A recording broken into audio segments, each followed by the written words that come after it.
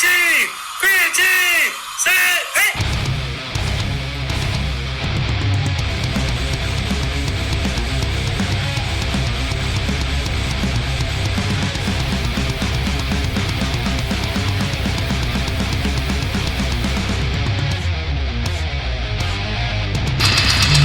evening, football fans, and welcome to 3 and Out, brought to you by IE Sports Radio, your direct feed for all that is sports. This is me, your boy Larry, bringing it to you on a beautiful Wednesday evening. It is Wednesday, November 6th, 2019, and here we go again with another action-packed wall-to-wall episode of 3 and Out right here on IE Sports Radio. Let's get to it. Alright, y'all, week 9 was a fun one. We start things off with a game that was almost an upset, my gosh, but the Niners held strong. The Cardinals certainly fought, and there's promise there on that team, but the Niners will roll to 8-0. Next up on this Sunday, we have a little action overseas in London, and well, it was a beatdown from start to finish. That's really all it was. The Texans came ready to play the Jaguars. Well, they got some issues, and now that Foles is back, my gosh, will Minshew, what's to be? I mean, we will see, but hey, I think that guy can go start somewhere else. I'm just saying. But Texans get a nice victory over the Jaguars in London. Next up, the Bills just mollywop the Redskins like we thought that was going to be any different, right? Then we have the Chiefs and the Vikings in one hell of a game, I'll tell you that. Chiefs are battle-tested, but so are the Vikings. They're going to have some fun games coming up this weekend. Next up, the Dolphins win their first victory of the season. I don't care if it's over the Jets. Again, that was probably the only one they're going to get, but I'm just saying, that was a good win, and they needed something to hold their sanity, at least their fans. Next up, we have the Eagles and the Bears in the battle of the two most inconsistent teams in the NFL, and the Eagles prove that they are a little bit less inconsistent. Or sorry, they're a little bit more consistent inconsistently than the Bears. Does that make any sense? I guess not, but we'll see. Anyway, Steelers over the Colts in what was a good battle, but I really hope that their quarterback comes back soon. Yeah, we'll get into that in a little bit. Panthers and Titans. Hello, Panthers. Looks like you guys are back. Titans, where did you go? Oh boy, here we go again. Seahawks and Buccaneers in one heck of a game, and the Seahawks pull this thing off in overtime. The Buccaneers, well, they were so close, but no cigar. Broncos over the Browns. Yep, it's the Browns. And the Broncos, well, they were just a little bit better. This is what it is. Next up, Chargers and Packers. How about those Chargers? Ravens upset the Patriots. Raiders over the Lions, and Giants over the Cowboys. You are officially tuned in live to 3 and Out right here on IE Sports Radio, your direct feed for all that is sports. Welcome, football fans. Here we go. It's going to be another good one, and I am so excited to be back here on air. As I mentioned, oh my gosh, it has been a crazy week, but so glad to be back up on here a little bit later than expected, but you know, good old traffic out of work is what it is. But getting home and ready to rock and roll on 3 and Out for tonight. So, as I have been telling everybody, and my gosh, it seems like it's like not ever coming, but here we finally go. Yes, ladies and gentlemen, the YouTube videos are finally on their way. My gosh, last week I did record them. However, I put it all together and it was like an hour and 40 minutes, and that defeats the purpose of videos, so my apologies. However, I have, chopped everything down. Things are much better now. And yeah, we will start, the production will begin tonight.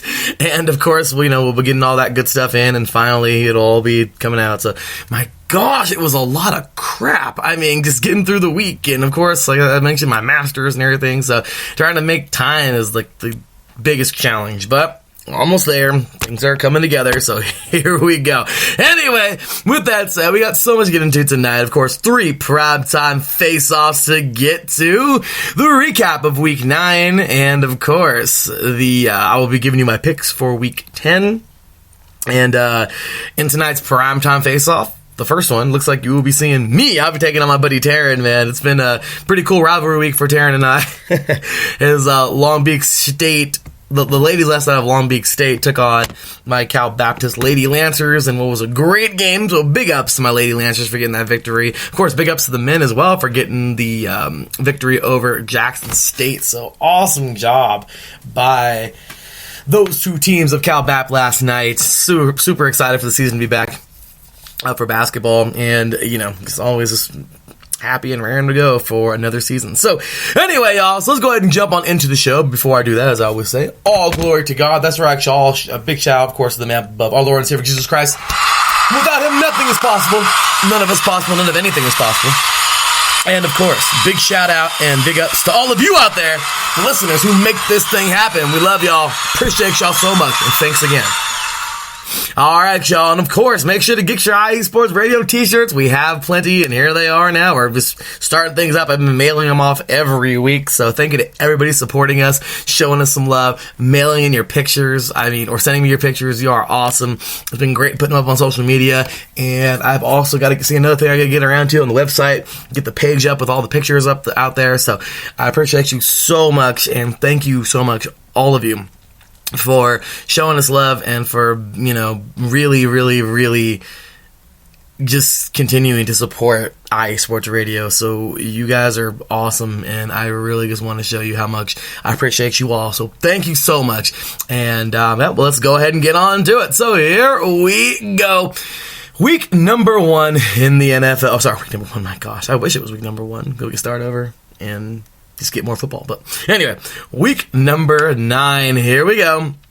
The recap was pretty interesting, so I'm going to fly through these because, of course, we got a little, chop time a little bit, but we shall continue. So here we go. We have here, this is pretty wow.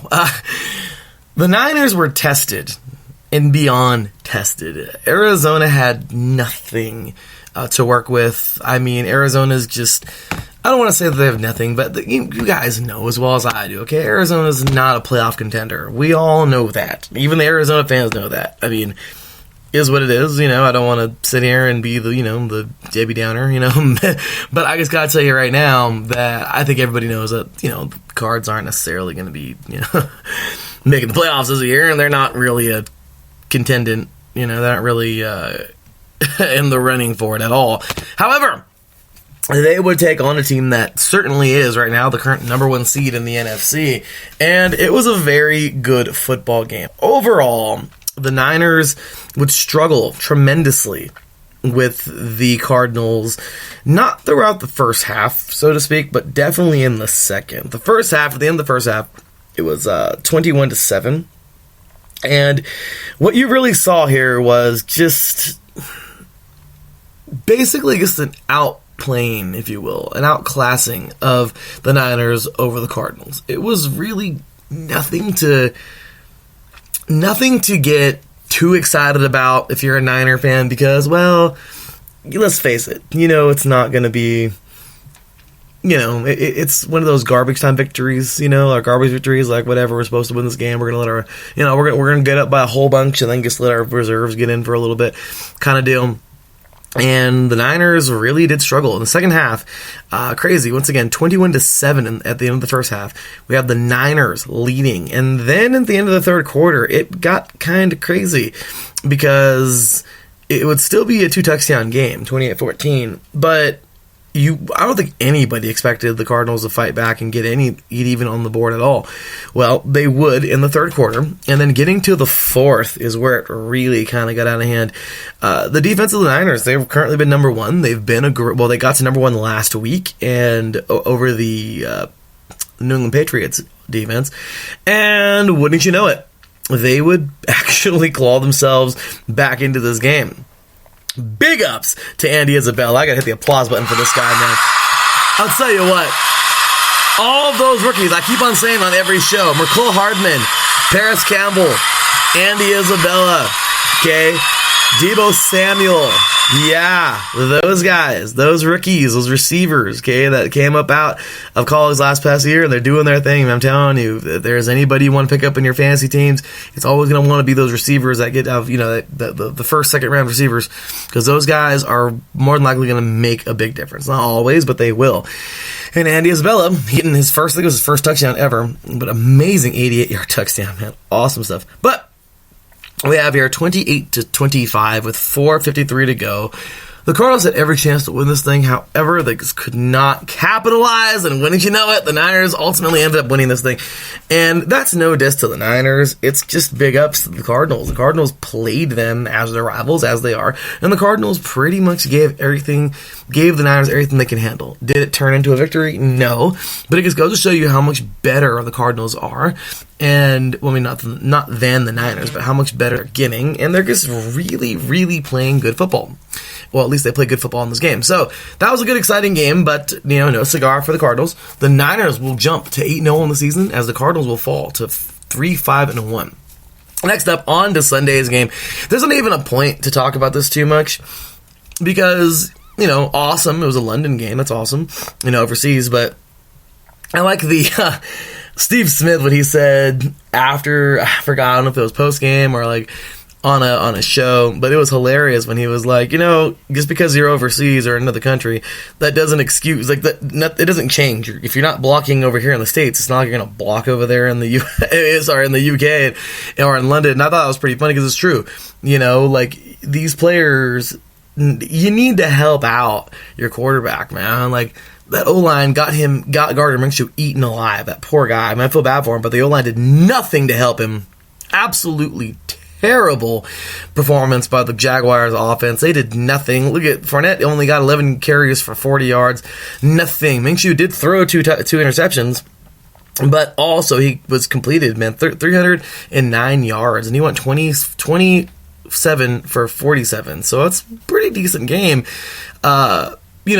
Through the air. I mean, the completion percentage, no, but I'm just saying 309 yards for going 27 and 47 and with throwing 2 picks. I mean, that says a lot. That's actually pretty decent. So, I really got to tell you right now that the biggest part about this game was just the lack of anything from the Jaguars. Like, it seriously seems like they didn't want to be there. And it's like, guys, if you didn't want to be there, then you have to freaking go. Like, I can't stand when you can see these terrible performances, and it just looks like these guys aren't trying. It looks like the freaking Raiders. I mean, it's really crappy. Like, I can't stand that.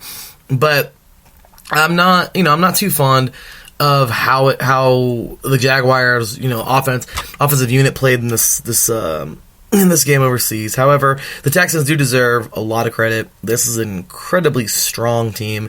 They've proven to be strong without their leader. Okay, without their leader, J.J. Watt, they've still done a pretty decent job. Carlos Hyde, man, 19 carries for 160 yards. I mean, way to move the ball. And Deshaun Watson continuing to prove why Dabo Swinney said, picking, what did he say? When he was going to the draft, he said, passing up on Deshaun Watson is like passing up Michael Jordan. So, yeah, 22 for 28, 201 yards, and 2 touchdowns. Not a bad job, Texans. Anyway, so, moving forward, Texans will win this one, move to 6-3 on the season, as the Jags will fall to 4-5, and the AFC South is still the most wide open division in the NFL. It was last year. I was saying that all last year, and I think I was even saying that the year before. And it continues to be the most wide open division in the NFL. Anyway, the Bills and the Redskins. This is something that I am just... Poor Redskins, man. I feel bad for y'all fans. You guys probably feel a lot like Raider fans, because it's like they let you down. Like, Peterson has a decent game, 18 carries for 108 yards, and it's like nothing happens. Haskins even has a pretty good game, 15 for 21 with 144 yards, and it's like nothing happens. Like, they can get the yards, but you see those numbers, and you're like, okay, well, they've had to have gotten a few touchdowns, and nothing. They just can't find the end zone. And it's really sad, because their amount of yards isn't too bad. Like, they can actually move the football. They just can't move it to the destination they want to get to, in the end zone. So, other than that, I'll tell you right now, guys, Josh Allen is coming. This guy 14 for 20 with 160 yards and 1 touchdown. What a performance, man. This guy is really coming. He's getting that dang cannon under control, and he's becoming every bit of that mentally strong quarterback. He's starting to move around a lot more on his feet. I mean, he was early on in his career, but now he's kind of doing it. I can see him growing as a quarterback. So he's doing really, really well. And other than that, I thought he had a pretty good day. Regardless, got to move along. But the Bills will get this victory 24-9. The Bills continue to look pretty decent, 6-2 on the season, as the Redskins will fall to 1-8. We'll get to the standings in a little bit, but man, I'll tell you, that is something to see these Bills really, really, really starting to move forward. And I know they're not going to win the AFC East for sure, but you know what? They're coming. They just cracked in the playoffs last year for the first time since, 99? So it's nice to see this team move forward and get there. However, they're going to need more work.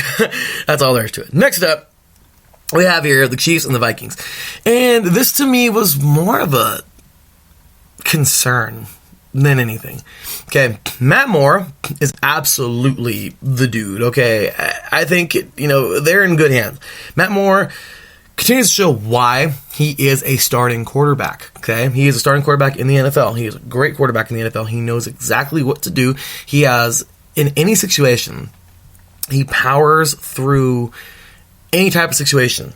He really does. You put this guy in adversity and he shines. Like, he performs great under pressure. He will give you numbers. He will give you what you want. He's a very good quarterback. 25 for 35, 275 yards, and 1 touchdown. You know what? Not a bad day at the office. And then you have Williams, 12 carries, 125 yards, 1 touchdown. And Hill, 6 receptions, 140 yards, and 1 touchdown. Guys, that right there is total performance out of everybody. Everyone gets over the century mark, okay? And everyone does their thing. The only player that got over the century mark for the Vikings was actually Kirk Cousins. So the defense proves that they can do enough, but when is enough going to be not enough? Because the Vikings are a good football team. I'm not saying anything against the Vikings. The Vikings have really, I was giving them a hard time all through the beginning of the season, but I'll tell you right now, these Vikings are a pretty tough team, and they've proven to be, much better than they were last year. They have grown plenty, but it's like, their offense and defense is both ranked pretty high, but then you take a look at the Chiefs, and you're like, okay, this defense, how much is it going to hold? Because when you play somebody like, I don't know, maybe the Patriots, okay, or the team who beat the Patriots this week, the Ravens, who definitely, in my opinion, are better than the Vikings, these are teams you're going to see in the playoffs. So that defense really, all 3 levels, I mean, the secondary looked kind of black. The linebackers were hitting, but once again, there's nothing really that stands out like how their defense did last year. And the defensive line, well, they were getting pushed. I mean, it wasn't, it was kind of back and forth. It was pretty decent up front. But overall, it's just kind of frustrating, I'm sure, as a Chiefs fan, to see these Vikings, these Vikings who are good, but, you're going to see teams just like this in the playoffs. And to barely scrape one out, I mean, Harrison Butker is an amazing kicker. Okay, he would nail the 44-yard field goal to win the game. But you got to start to wonder, well, how many games are we going to be like this? How many close games are going to be like this with? When is Mahomes coming back? After Mahomes comes back, is it going to be, is it back to normal? Our defense, is that the reason why we were actually, much better, was because Mahomes was the quarterback, and now that he's not, what is it, our defense that really has the problem? So, as you can see, there's just things to think about here. I know it's like a little too much here, but regardless, that Chiefs defense is something that I am just not fond of right now, and I'm not quite sure that, they let up a lot in this game. Overall, they didn't let over the century mark, however, points are points, and for them to have to win on that last second field goal, it just means that I really think the Chiefs need something, man. Really, that defense really has to start, making more stops. They have to start doing their job. So they've been doing their job, but I just feel like, once again, the Vikings, they're going to see teams just like this in the playoffs. So if they want that Lamar Hunt trophy to come back home, if they want a Super Bowl trophy, they're going to want to perform better. Just saying. So 6-3 for the Chiefs, and the Vikings will fall to 6-3. So, next up, Dolphins over the Jets. I will not spend too much time on this game, but I'll tell you right now, Fitz magic, baby. How about this guy, man? 24 for 36, 288 yards, and 3 touchdowns. You just can't ask enough of this guy, man. He wants to win. He's a competitor. I know it is what it is. He's a journeyman quarterback, blah, blah, blah, whatever. But you know what? He's really come to his own. He's played so well in the last couple of years. And you know what? I really do feel like he's going to be probably the guy on this team to stay for at least, a year or two. And be the guy in Miami. They know clearly they're in a rebuilding period. They're 1-7. They know they are not going to the playoffs, but right now they got to do everything they can to build. And now they got their new, they got a brand new corner in Aqib Talib, which is kind of funny because he'll be facing his old team, the Patriots. Coming up. But I'll tell you right now, there needs to be more production out of everybody else, though. Mike Walton, 12 carries for 29 yards. It's not entirely his fault, because the offensive line is definitely not that good. However, maybe they should be, handing the ball off more. But still, it was a good victory. Regardless, Gesicki, man, how about this guy? Former volleyball player, 6 receptions for 95 yards. Great job. But overall for the Jets, it was disappointing to see guys like Bell not produce as well as they can. I feel like the Dolphins' defense is nowhere near any type of barricade, okay? They are letting everybody through, okay? They are friggin' holes everywhere. The Swiss cheese defense, they are terrible. And I just really feel like the Jets, even as bad as they are, he may have had a little more production on the ground for a guy like Le'Veon Bell. That is going to show you right now why they're 1-7. If they cannot open gaps for that dude, which he's the only, and we talked about this before on the show, and you've heard so many analysts talk about it. He's that guy who can slow down and find the hole and still be able to burst through it and get huge yards. Yeah, and he can't do that here because this line is terrible. So, yeah, I think we all know the two issues for the Miami Dolphins and for the New York Jets, which just totally falls into the category of, we're not nowhere near winning a division title, and I really think that's what needs to happen. Don't be surprised if you see a bunch of offensive linemen drafted next year to the Miami Dolphins and the Jets. So don't be surprised, fans, if they start drafting those players, and they're the, as the draft experts would say, the unsexy picks, but is what it is. So, Darnold, not a bad day. 27 for 39, 206 yards, 1 touchdown, 1 interception. But, it's just, I'm a big fan. I'm a big USC guy. I've supported him all the way through his career. I can remember when he started as a freaking freshman. Okay? But I just, right now, feel the Jets need something up front, just like the Dolphins do. Right now, I think this is just a battle of two offensive lines who didn't do that good, but did enough to help their team get a win, and that's where we're going to leave it. So, anyway, both teams now 1-7. Next up, we have here, let's go ahead and get through these, Eagles and Bears. The Eagles are inconsistent. The Bears are inconsistent. Who is more consistent? The Bears, apparently. 3-5 now on the season. I mean, there's nothing here that says we're a playoff team right now. I'll tell you that right now. Look at this. Gabriel, 3 receptions for 69 yards. Well, if that's your leading receiver, that really sucks. 69 yards. I mean, come on, man. Only 3 receptions.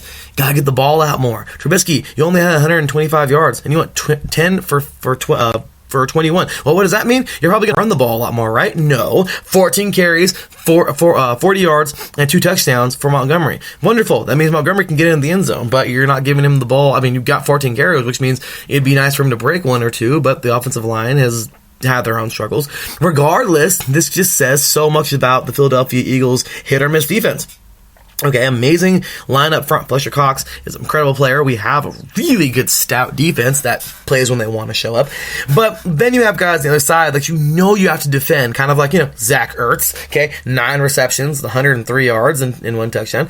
And, that's just a big part, of their defense, of their offense is Ertz. Well, maybe you should, go in film, kind of, make a big circle around tight end protection, because the linebackers did not a damn thing. Howard, they stuffed him. I mean, Actually, they didn't really stuff him that much. He was a mere 18 yards away from the century mark, 82 yards on 19 carries with 1 touchdown. So, I mean, nothing really there. The monsters of the Midway didn't look very strong at all this week. Carson Wentz went 26 for 39 with 239 yards and 1 touchdown. The Bears are not... They are nowhere near what they were last year, and I am not quite sure they're going to get there. That's just how it goes. Okay, at least this year. Eagles at 5-4 on the season. Bears at 3-5. Next up, Steelers and Colts. I have the Colts all the way in this game. Why? Because they're just a better team, in my opinion. They are. Okay, they are a good football team. They've been playing so much more. Marlon Mack is a gosh damn monster. Okay, they have the youngster Paris Campbell that has made some big plays. They got Hilton. They've got big-time receivers here. And neither one of them were actually the leading receiver. That was actually Pascal this week, who got 5 receptions for 76 yards and 1 touchdown. But you think of these players, you think of that killer instinct, that amazing drive that Jacoby Brissett has. This guy is a great athlete. And then you think of the Steelers, who have just had every freaking problem you can imagine. I mean, they've been like Murphy's Law this year, man. They lost Big Ben. I mean, they lost everything in the offseason, all their big-time players. You got Juju there, which he wasn't even their leading receiver. But there's just so much. You got TJ Watt, that's wonderful. You got Bush, wonderful. But still, there's not a lot there that says, we're the AFC North champs. You just don't see it. Of course, I hate to sit here and be a jerk to the Steelers, but they're just in a down year. Well, in this case, they would unfortunately lose. The Colts would lose Jacoby Brissett. And when they lost Brissett, well, guess what? Everything kind of went downhill. Brian Hoyer stepped in. Nothing bad to say about Brian Hoyer, except for he's not Jacoby Brissett. And I don't know when the last time he even played a dang game, but he went 17 for 26, 168 yards, 3 touchdowns, and 1 interception. At the end of the day, it would all be decided at the very end of the game as the defense is weighed out. Chris Boswell actually nailed the last field goal of the game. It had 6:36 on the clock still. And that's when the Steelers went up 26-24 with 6:36 to go in the game. And, well, that's it. That's the last score. The Colts offense could not get in the end zone. The defense did the job. And, well, that was it. So, final score in this one, Steelers 26-24. Steelers now 4-4 on the season. And Colts are 5-3. And it's kind of funny because Mike Tomlin even said, you're never proud to... what he says is, I'm happy that we're 4-4. Not that I'm happy to say that. Or not, I never thought I'd say that, is what he said. Or something like that. But, so he said something along those lines. And honestly, yeah, because the AFC North is actually pretty wide open. The Browns are... Well, the Browns. And we have the Bengals, who are anything but competitive right now. They try and get their first win. And then you got the Ravens, who are just kind of running away. But are they really running away? Because, once again, even if they were to, because it's a close race right now in the standings. So really, the Steelers feel like they're still in this thing. I mean, everyone technically still is, quote unquote, in this thing. But when it comes to the talent levels and what you can kind of see unraveling already from the first half of the season, the Steelers feel like they've still got a pretty good chance, even with Mason Rudolph at quarterback. So they're really, they're hitting it. And don't ever count out the Steelers, guys, because this team has proven historically that they have always had that fighting spirit, and this team is just amazing. I mean, they're the only team ever to only have 3 coaches. Okay, are you serious? That's freaking awesome. So they're very loyal. Okay, very, very loyal. Okay, we're talking about Noel. We're talking about good old amazing. Okay, this guy right here is probably one of my favorite coaches ever because of how crazy he was, man. I love seeing him broadcast now because he's so calm. Really. He's really calm. But I just think it's awesome, when you see him now, as instead of a coach, a commentator. It's just because he's always been so crazy and tough. But, of course, everybody knows who I'm talking about. I mean, honestly, don't even gotta say his name, but... Well, got to. But Bill Cowher. And, of course, right now, current Mike Tomlin. But, yeah, I mean, come on. 3 coaches throughout that entire existence. They're, it's just... it's just that they install in their players. So I'm really excited for the Steelers. I mean, can they make a run for it? We can see it. But next up, the Panthers are what in the hell? Like, seriously. 1 week, they're getting stomped out by the Niners, which, well, the Niners are a pretty damn good team. And then it's like, dude, the Titans. Hello, I picked the dang Bucks to beat you guys. And then the Titans went ahead and beat the Bucks, which, I mean, with as inconsistent as the Titans have been, well, you know. And then after that, I'm just like, wow, like, are we falling apart yet? Like, I mean, I'm sorry, are we a team yet, kind of? Because this team is so inconsistent. I don't get, okay, I'm a big fan of Mike Vrabel because, you know, linebacker, defensive guy all day long.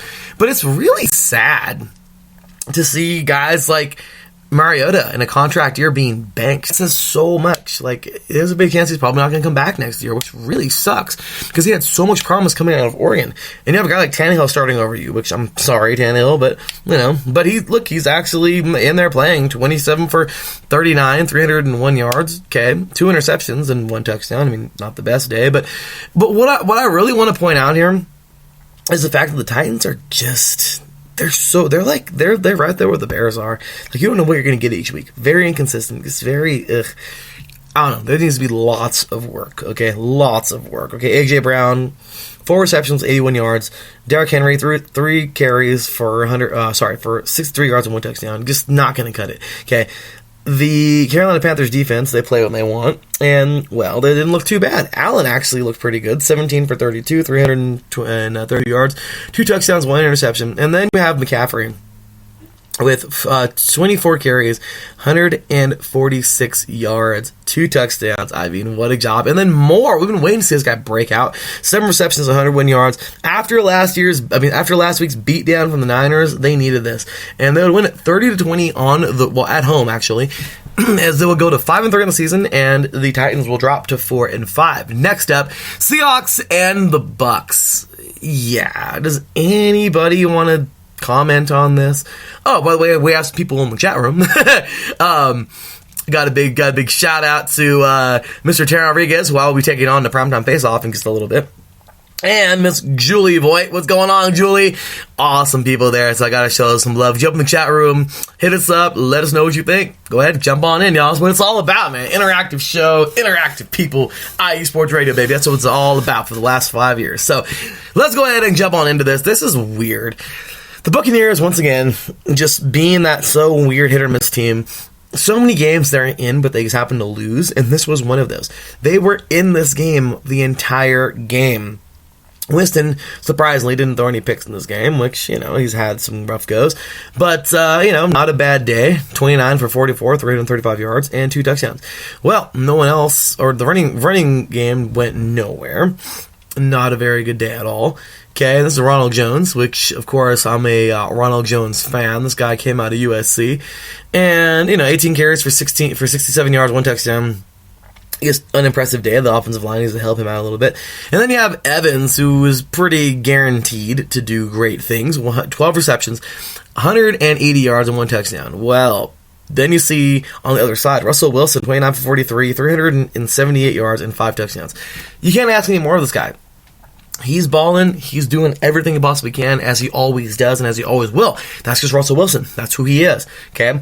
Carson, 16 carries, 105 yards. Yes, it is possible to get that many yards in 16 carries, and even less. Okay, and that's what happens when you have a good offensive line. And then Tyler Lockett, man, this guy is just a real deal.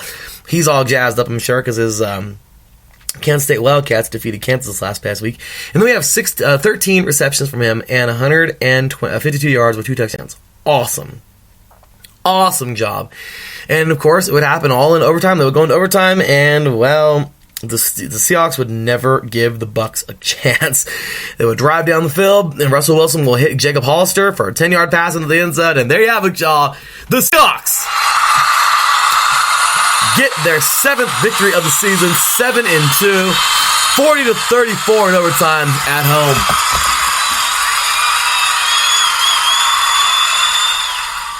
I mean, seriously, you got to be excited for the Seahawks, unless you're, you know, a rival team. But this was just a this is just a crappy performance by, I don't know. I just really think that the Bucks, I don't know, they're like, they're in it, but they're not. It's weird. It's so weird. The Buccaneers are weird. Like, I'm not quite sure if this Buccaneers team is gonna be much better next year. Like, I hate to say that so early, but there needs to be a lot of change. The offensive line, like, they definitely need some upgrades there. And defensively, you're gonna be challenged by some amazing receivers. It's the NFL, and the secondary. I don't know. I just really feel like the defense is just not there. They let go of McCoy, which is what it is. People thought, okay, he's getting old, but he was still helping y'all. So I don't know. Good game by the Seahawks, but the Buccaneers, it sucks to think like they're so close to winning games and then they just fall on their face. Anyway. Broncos over the Browns. There's nothing to talk about here. There's really not. Mayfield continues to show that he's a competitor, but not winning games, which it is what it is. I mean, the guy is, he's a champ. The guy wants to win, and I still think he's the guy for the Browns, but they need to also help him too. Okay, Nick Chubb, a little more production. The offensive line definitely needs to step up for the Browns because they need some kind of protection for this offense. But you can always seem to rely on Beckham to give you some kind of production, and 5 receptions for 87 yards. Maybe not the best, but, decent. But other than that, Allen steps in for the Broncos, 12 for 20, 193 yards, 2 touchdowns, and not bad. Phillip Lindsay, 9 carries, 92 yards, and 1 touchdown. And then you have, that dude's amazing, and then you have Noah Fant, man. This dude's the real deal. We saw him in the draft. We saw him in the combine. Do his thing. Amazing job. 3 receptions, 115 yards, 1 touchdown. You can't say anything more about this guy, man. He's a competitor out of Iowa, and I'm loving it. He balled out this game, and really, he scored a touchdown in this game. He's really what the Broncos needed there. I remember seeing guys like Derby, the last couple of years that just didn't seem to work out. But overall, it just feels like the Broncos are that team that's kind of the dark horse. Get it? You saw what I did there? Anyway. But they have enough talent on defense, but the defense does nothing if the offense can't stay on the field. This week, they definitely did stay on the field, but the Browns' defense is anything but competitive right now. So I just feel like the Browns need still more work, even though I thought they had 2 amazing off seasons back-to-back. Apparently, they still need some work. Sorry. And as for the Broncos, I guess they got the victory. However, don't see them going too much further. Just saying. They're fighting, but it's just, I don't know. I just don't see like that heavy competitiveness to win a Super Bowl. To go to the playoffs. Super Bowl definitely out of the question, but to even get to the playoffs. So next year maybe, we'll see. But anyway, next up, this was just a game. The freaking Chargers, man. Talk about a victory for these guys. I didn't even know what to say. But I'll tell you right now, Aaron Rodgers talking about that was a good slice of humble pie, because that's exactly what it was. What happened? The Chargers actually played football and looked like a good team finally for the first time, I think, all season. And the Packers looked like crap. Like, the Packers looked so out of it. Like, it's like the jet lag did something to them. Like seriously, like it just looks like they got on the plane Sunday morning and showed up in the afternoon to the airport and then got on the bus and went right to the game. Like, seriously, that's exactly what this game looked like, because they looked so uncompetitive. They were gassed. They were tired. They were anything. Maybe it was like LA smog. I don't know. But there was anything but competitive from those guys. And personally, I thought the Packers are an incredibly much better team than the freaking Chargers, okay? The Chargers are, I had them this year going 12-4. I had them winning the division. I had them maybe even making an AFC championship appearance. That all went out the window when the injury bug bit them hard. and they were so uncompetitive. But you know what's nice to see, refreshing? A team full of guys who are a bunch of backups, who are willing to fight and still carry on and still ball out and get things going, even though their season looks like it may be not resulting the way that they thought it would.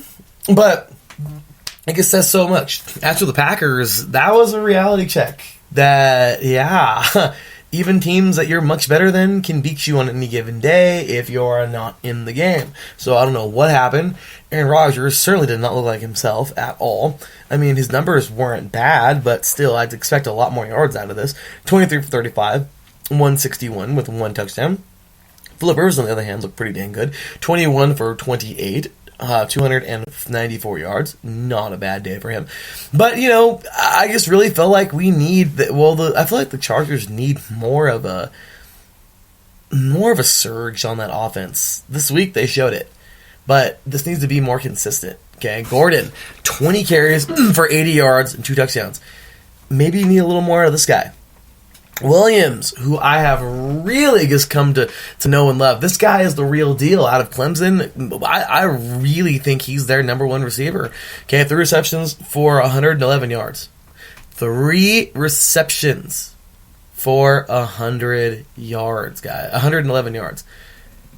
This says so much about this guy. You know? So, anyway, moving forward, but I just want to say that the Chargers are in pretty good shape, and Mike Williams, man, this guy needs to continue to just get the rock. So, the Chargers will win this game 26-11, and the Chargers win at 40. They will advance to 4-5 on the season, as the Packers will drop to 7-2. Next up, we have my terrible Raiders, who happen to win a game. Why am I not happy about this game? Well, I don't know. Maybe it was because we're freaking still looking terrible in the secondary. Like, it's like the recipe. Like, if you want to beat the Raiders, just throw the ball. Like, it's really sad, but it's so true. Because there's nothing there that says we can stop the pass. It's so frustrating every week watching this team just get beat through the air. If the Chargers come out and Phillip Rivers throws freaking 50 times... I would not be surprised. And then they'll probably win the dang game. I mean, it's really, really irritating, guys, that we have 0 secondary. Joyner can't do it all by himself, okay? Carl Joseph, hello, it's football season, just in case you didn't know. And then everybody else, secondary. Worley, thank you for getting a pick. But, can you do that more often, please? Thank you. Linebackers, it's called football. You're supposed to hit the guy you're supposed to hit the dude with the ball. Just if you want it. And D-line, yeah, you're the best point of our defense right now, but you're still not all that good. You need to get there, okay? Get there. Not just look like you're getting there. Get there. So, plenty of problems there. However, our offense, man, I got to give us a round of applause, man. This offense with the Raiders, finally coming together. My gosh. It's like we haven't had an offense in forever, and now we finally got one, and the defense that we've always seemed to have is just not there anymore. It's wonderful. But, I mean, no time's changed or anything, but it'd be nice to have, us kind of a decent defense. Okay. Anyway, what we have here is Derek Carr doing a pretty decent job. 20 for 31, 289 yards, and 2 touchdowns. Okay. Josh Jacobs, you're the man, dude. 28 carries, 120 yards, 2 touchdowns. And Jalen Richard, not only on the ground was he balling, but 3 receptions and 56 yards, our leading receiver. You know what? We're looking good. We're looking strong. I like what we're doing. And though Stafford had a pretty good game, 26 for 41 with 406 yards and 3 touchdowns, 1 interception, it was still a decent day for the Matt Patricia coached Lions, because guys like McKissick, this dude is so versatile. He reminds me of like Marcel Reese when the Raiders had him. Like, you can put this guy anywhere and he'll ball. McKissick is just a baller. I mean, 4 carries for 32 yards doesn't say much, but if you saw him in the game, this guy he's going to take this team so far. And then Galladay, 4 receptions for 132 yards and 1 touchdown. You know what? I can't say enough. They deserve an applause as well, man. Seriously. Oh, whoops. There we go. One more time. Let's try that again. Yes. The Lions are coming, y'all. Like, I am so excited to see them in the future. I've been more excited to see them next year than the Raiders. And the Raiders won the game. Okay, this is a lot. This is a very good football team right now, and they are currently, their record doesn't show it, 3-4-1, but maybe I'm not more excited to see them than the Raiders next year, but it's just the Raiders are frustrating the freaking crap out of me, but the Lions are, you know what, they're on their way. Raiders will jump to 4-4 on the season, which is great. Let's see if we can beat the Chargers this week with that terrible defense. And the Lions, you know what? It is what it is. I feel like our offense was just better than their offense, and that's what won the game, because neither defense was playing that great. So, anyway, 31-24 Raiders win this one at home. First home game in like 49 days, so it says a lot. Anyway, after that, we have, of course, Sunday Night Football. We'll get through these pretty quick. Ravens will do it, y'all. How about those Ravens knocking off one of the last two undefeated teams in the NFL and the Evil Empire, as some people may say. The New England Patriots, what a job, man. The Patriots didn't look very competitive out of the gate. Okay, but who did come out of the gate? The Ravens. Absolutely incredible job by the Ravens. And I really feel like this team they're gonna go far. Now, when they rematch, Belichick is Belichick.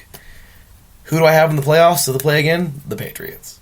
Sorry, Ravens, but I've been watching football for, a while, and every time the Patriots lose in the regular season, they usually win in the playoffs, no matter what. So, this is a good football team.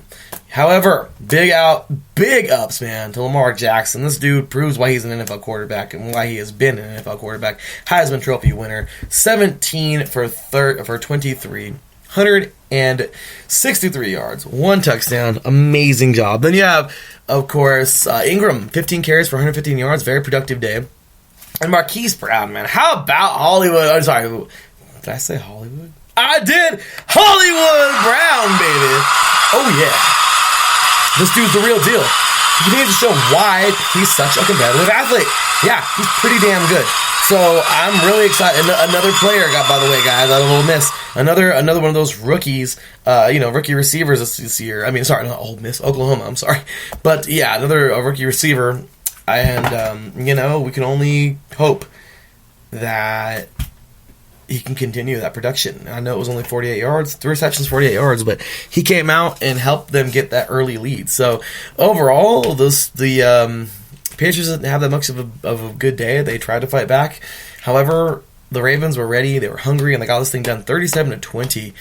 And they will go to 6-2 on the season as the Patriots will drop to 8-1. And then we get on to the final game, where the Cowboys and the Giants go head-to-head. And, well, it was nothing to be excited for.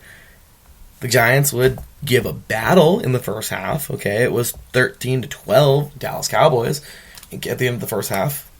And then they would get rolled on. Like, that's it. Like,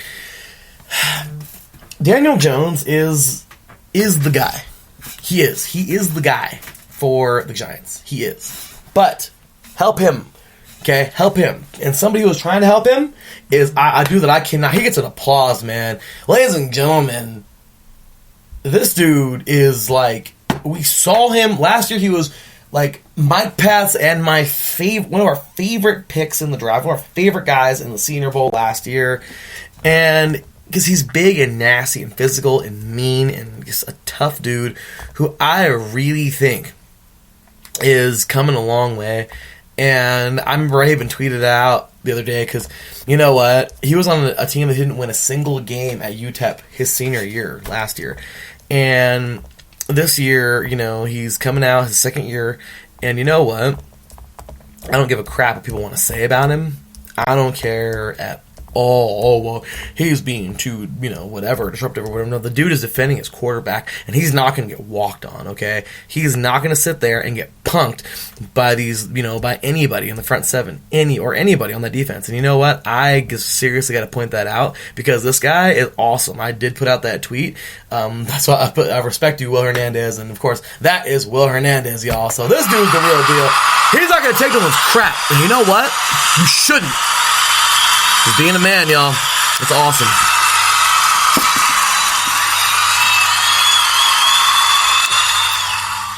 Anyway, in that game where he was fighting pretty much everybody, good job for him. And though the Giants didn't win it, and they'll come out on the losing end of this one, 37-18, and it just wasn't that good of a game. Daniel Jones, I mean, he had a decent day, 26 for 41 with 210 yards and 1 touchdown, 1 interception. And then, of course, nobody else did much. I mean, Barkley's a running back and had leading receptions, and Daniel Jones is the quarterback and had leading rushing. Interesting.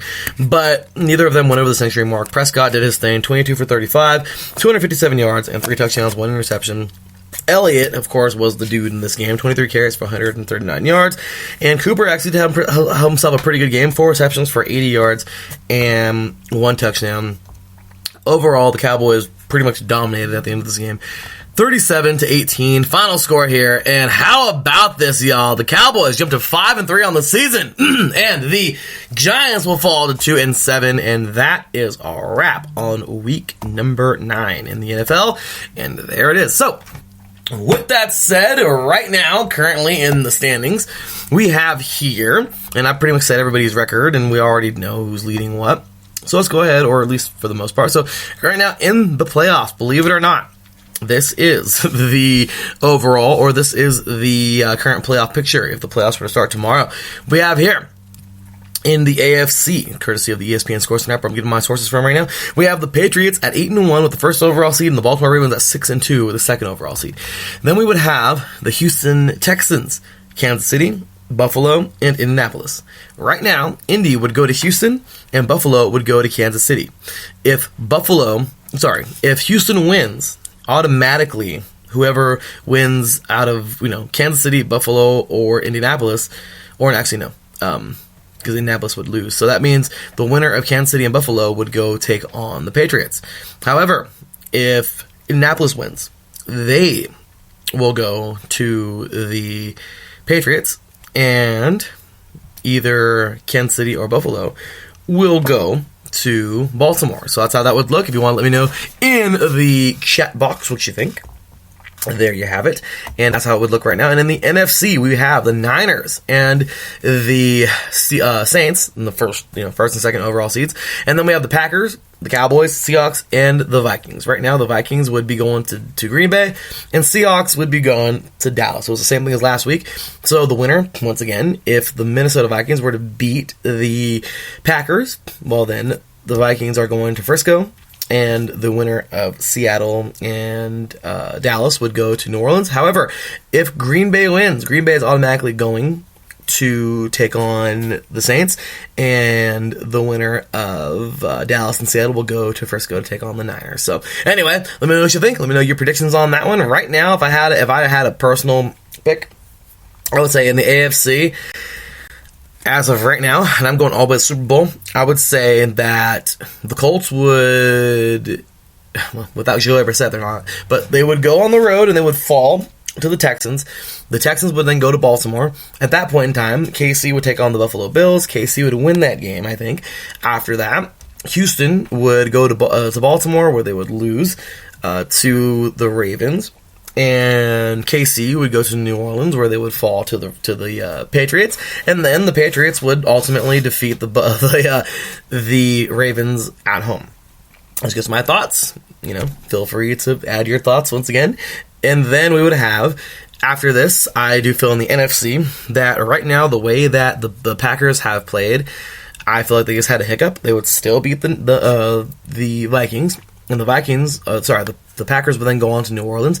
And then right now, this is a close matchup. But the way the Seahawks played last week looked a little crappy. Last week I picked the Seahawks. This week I'm going with Dallas. I think Dallas would beat the Seahawks and go on to play Frisco. At that point in time, Frisco would end up beating the Cowboys and moving on. And I think that Green Bay would head on over to New Orleans, where they would have a very good game, but end up falling to the Saints, where we would have, once again, the number 1 and number 2 seed going at it. And I feel like right now, New Orleans would have a very good football game. about this very moment, I have the Niners winning that one. I think the two number one seeds are going to go head-to-head right now. I mean, that's just how I see it. Once again, those are my thoughts. You can go ahead and give me your thoughts and let us know, and that will be that. So, anyway, y'all, with that said, take us a short break, and when we get back, it's time for that first primetime face-off of the evening. Wouldn't you know it, I'll be taking on my co-host from the defining moment, Mr. Terran Rodriguez, as my Raiders take on his Chargers coming up on Thursday Night Football. You are tuned in live to 3 and Out right here on IE Sports Radio, your direct feed for all that is sports. We'll be right back after this. Drivers, start your engines.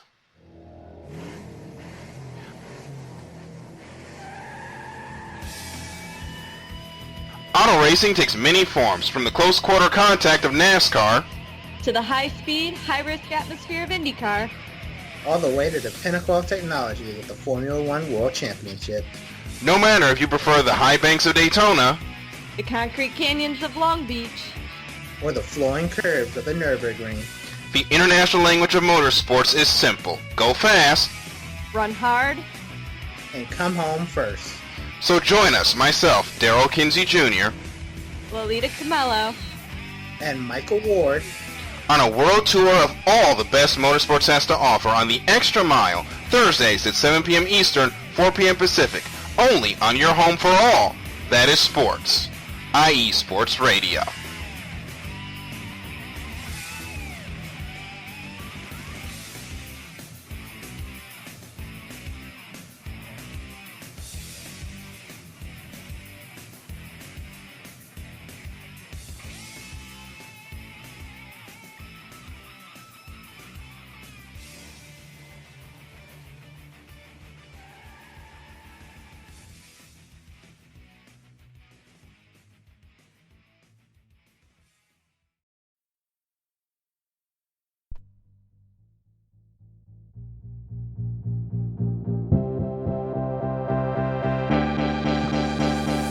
Hey guys, it's Blake Henley, better known as H-Town Blake to some of you.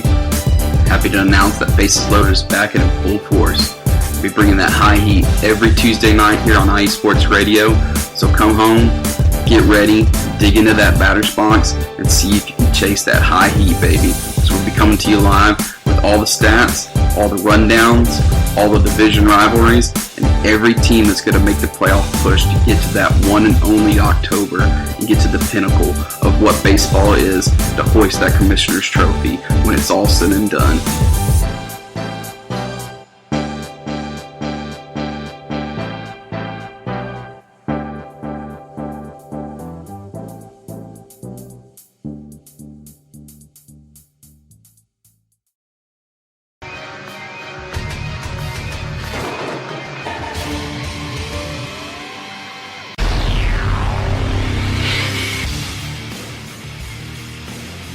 Wrestling fans in the podcast world, you are in the right place to listen to the right show, the premier show in the professional wrestling podcasting world. This is Ring Rambling Radio, and you're listening to one of the co-hosts. I am Martin Sandoval, a.k.a. the SoCal Saint, along with my two co-hosts, the lovely Felicia and my boy Matt. Yes, every Saturday or every other Saturday morning, you can listen to us, the premier wrestling team, giving you the premier wrestling news, rumors, updates, event discussions, everything that has to do with professional wrestling. You're in the right place. IE Sports Radio presents Ring Rambling Radio. Don't miss it, because it's just too sweet.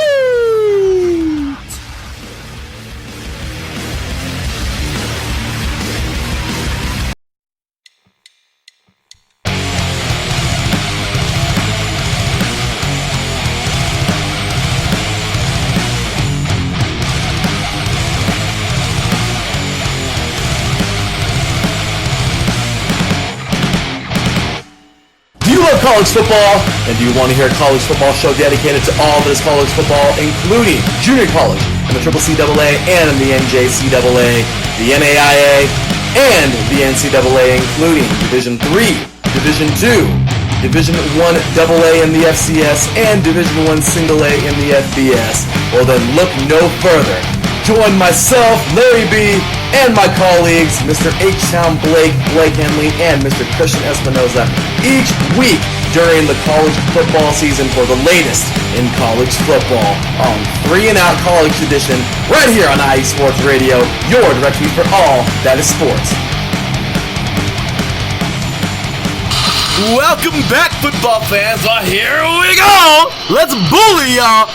I just gotta say a big shout out to Miss Julie Voigt in the chat room. She didn't really care for my comments. I'm sorry, Julie. She said, you had me all the way till you said the Colts would fall to the Texans with a little sad face. I'm sorry. And yeah, I know, I'm bummed. But definitely, I'll tell you right now, she does agree with the Saints. And yeah, I think the Saints are, oh, no, I'm sorry. She says the Saints. I can think that right now the Niners are on one, and they would probably beat them in the championship. But once again, guys, it's just the beginning. I mean, right now we have no idea. That probably would even be the playoffs, okay? So let's get excited, though, because we got our first primetime face-off. It's going to be a short one, but it's going to be fun, guys, to hear this, because this is going to be awesome. I got my colleague here on the line.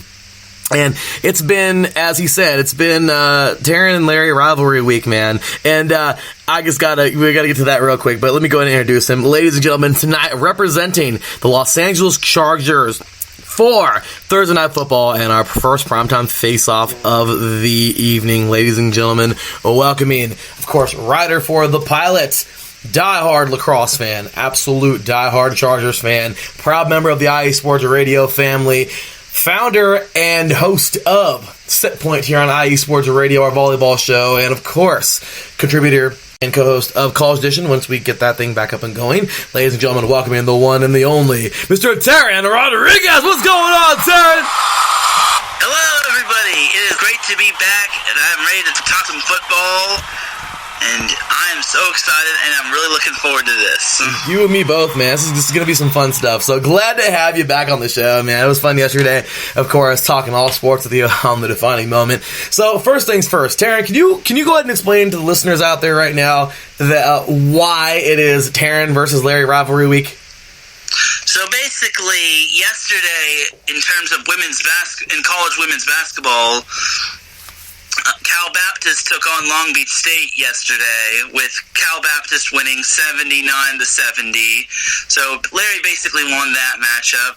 And then, as you said, tomorrow his Oakland Raiders take on my Los Angeles Chargers in Thursday Night Football, which is going to be a great one. It's always a great matchup between the Bulls and the Raiders, especially when it comes to the black hole. And then Saturday, our junior colleges, both of us went to a junior college. Orange Coast College takes on Riverside City College in what's probably going to be a very forgetful match when it comes to us OCC fans. But we'll at least try. Hopefully we don't get shut out. I really don't want us to get shut out. It wouldn't be fun. And then lastly, Larry and I are facing off against each other in fantasy football. This is actually going to be in one of our other leagues. We actually faced off in fantasy football earlier this year in the other league where I just nearly beat Larry. So there's that. It's been quite the year for us so far with competitiveness, man. I'll tell you that. It's been pretty awesome. Oh, yeah, and I'm a pretty competitive guy. I'm not the type of guy who likes losing. I hate losing more than I love winning. Yeah. I know some people can say that's a bad thing, but, I like being competitive. Ain't nothing wrong with that, and I'll tell you, same deal here, man. So with that said, I hate to say it, I screwed up today with, of course, I was at work and all the busyness and everything. Did not post up the voting polls, so my apologies. However, those will be back up next week. So tonight we're just going to have some fun with every face-off, and, well, here we go. So Taryn, it's not going to be very long, but it's going to be a fun little face-off here. You already have a fan in the chat room, by the way. Julie says, get him, Taryn. Would you look at that? She's rooting against me. How nice is that, Julie? And Taryn, for Julie to be rooting for you, man. Well, that's pretty awesome. Thank you, Julie. And let me just tell you, her being a Colts fan, I really feel bad for even as a Charts fan, I feel bad for the Colts, because the Colts honestly should have won that game, because if it weren't for Eric Ebron's touchdown catch being ruled incomplete because of the whole not surviving not having full control of it. The Colts would win that game, and I think they'd be like 7-2, I believe. 7-2. Are they 6-3 currently? You mean the Colts? Yeah, the Colts. Yeah, the Colts. Yeah. The Colts are. I mean, they're right out. I mean, right now they're currently the 6th seed at 5-3. Oh yeah, it's okay. Okay, so they'd be 6-2. They'd be 6-2 if it weren't for Ebron's touchdown pass being nullified. And yeah, the Colts are definitely not to be slept on. I'm not just saying that to give some encouragement to Julia. I'm saying that because I'm being real, because the Colts have been through so much, especially in that game against the Chargers where Vinatieri missed a PAT and then missed a field goal, and then the refs were kind of against the Colts, and yet they still grinded it out, and they eventually tied it, and then they pretty much sent it to OT, where the Chargers won the coin toss and eventually pulled the Patriots on the Chiefs, unfortunately, for the Colts. Rough go, man. They kind of got to fix that rule, in my opinion. They kind of got to fix the whole rule where kind of have it like college rules, where if this team scores, then the other team gets a chance. Not just this whole whoever wins the coin toss gets to pick where they're at. I want to see college. I want college overtime. That's what I want. Exactly. Put the ball in the 25 and let them fight. That's my kind of football. Just saying. I will always love college football more than the NFL, but I'll tell you right now, I really feel like that would help the NFL so much, but bringing college overtime, it's ugly, but it gets the job done. So, with that, Taryn, let's get to the face-off, man. Let's have some fun going back and forth and bringing up the best points that we could possibly bring up. So, here we go, y'all. Primetime face-off number 1 of the night. Thursday night football. The Los Angeles Chargers taking on the Oakland Raiders.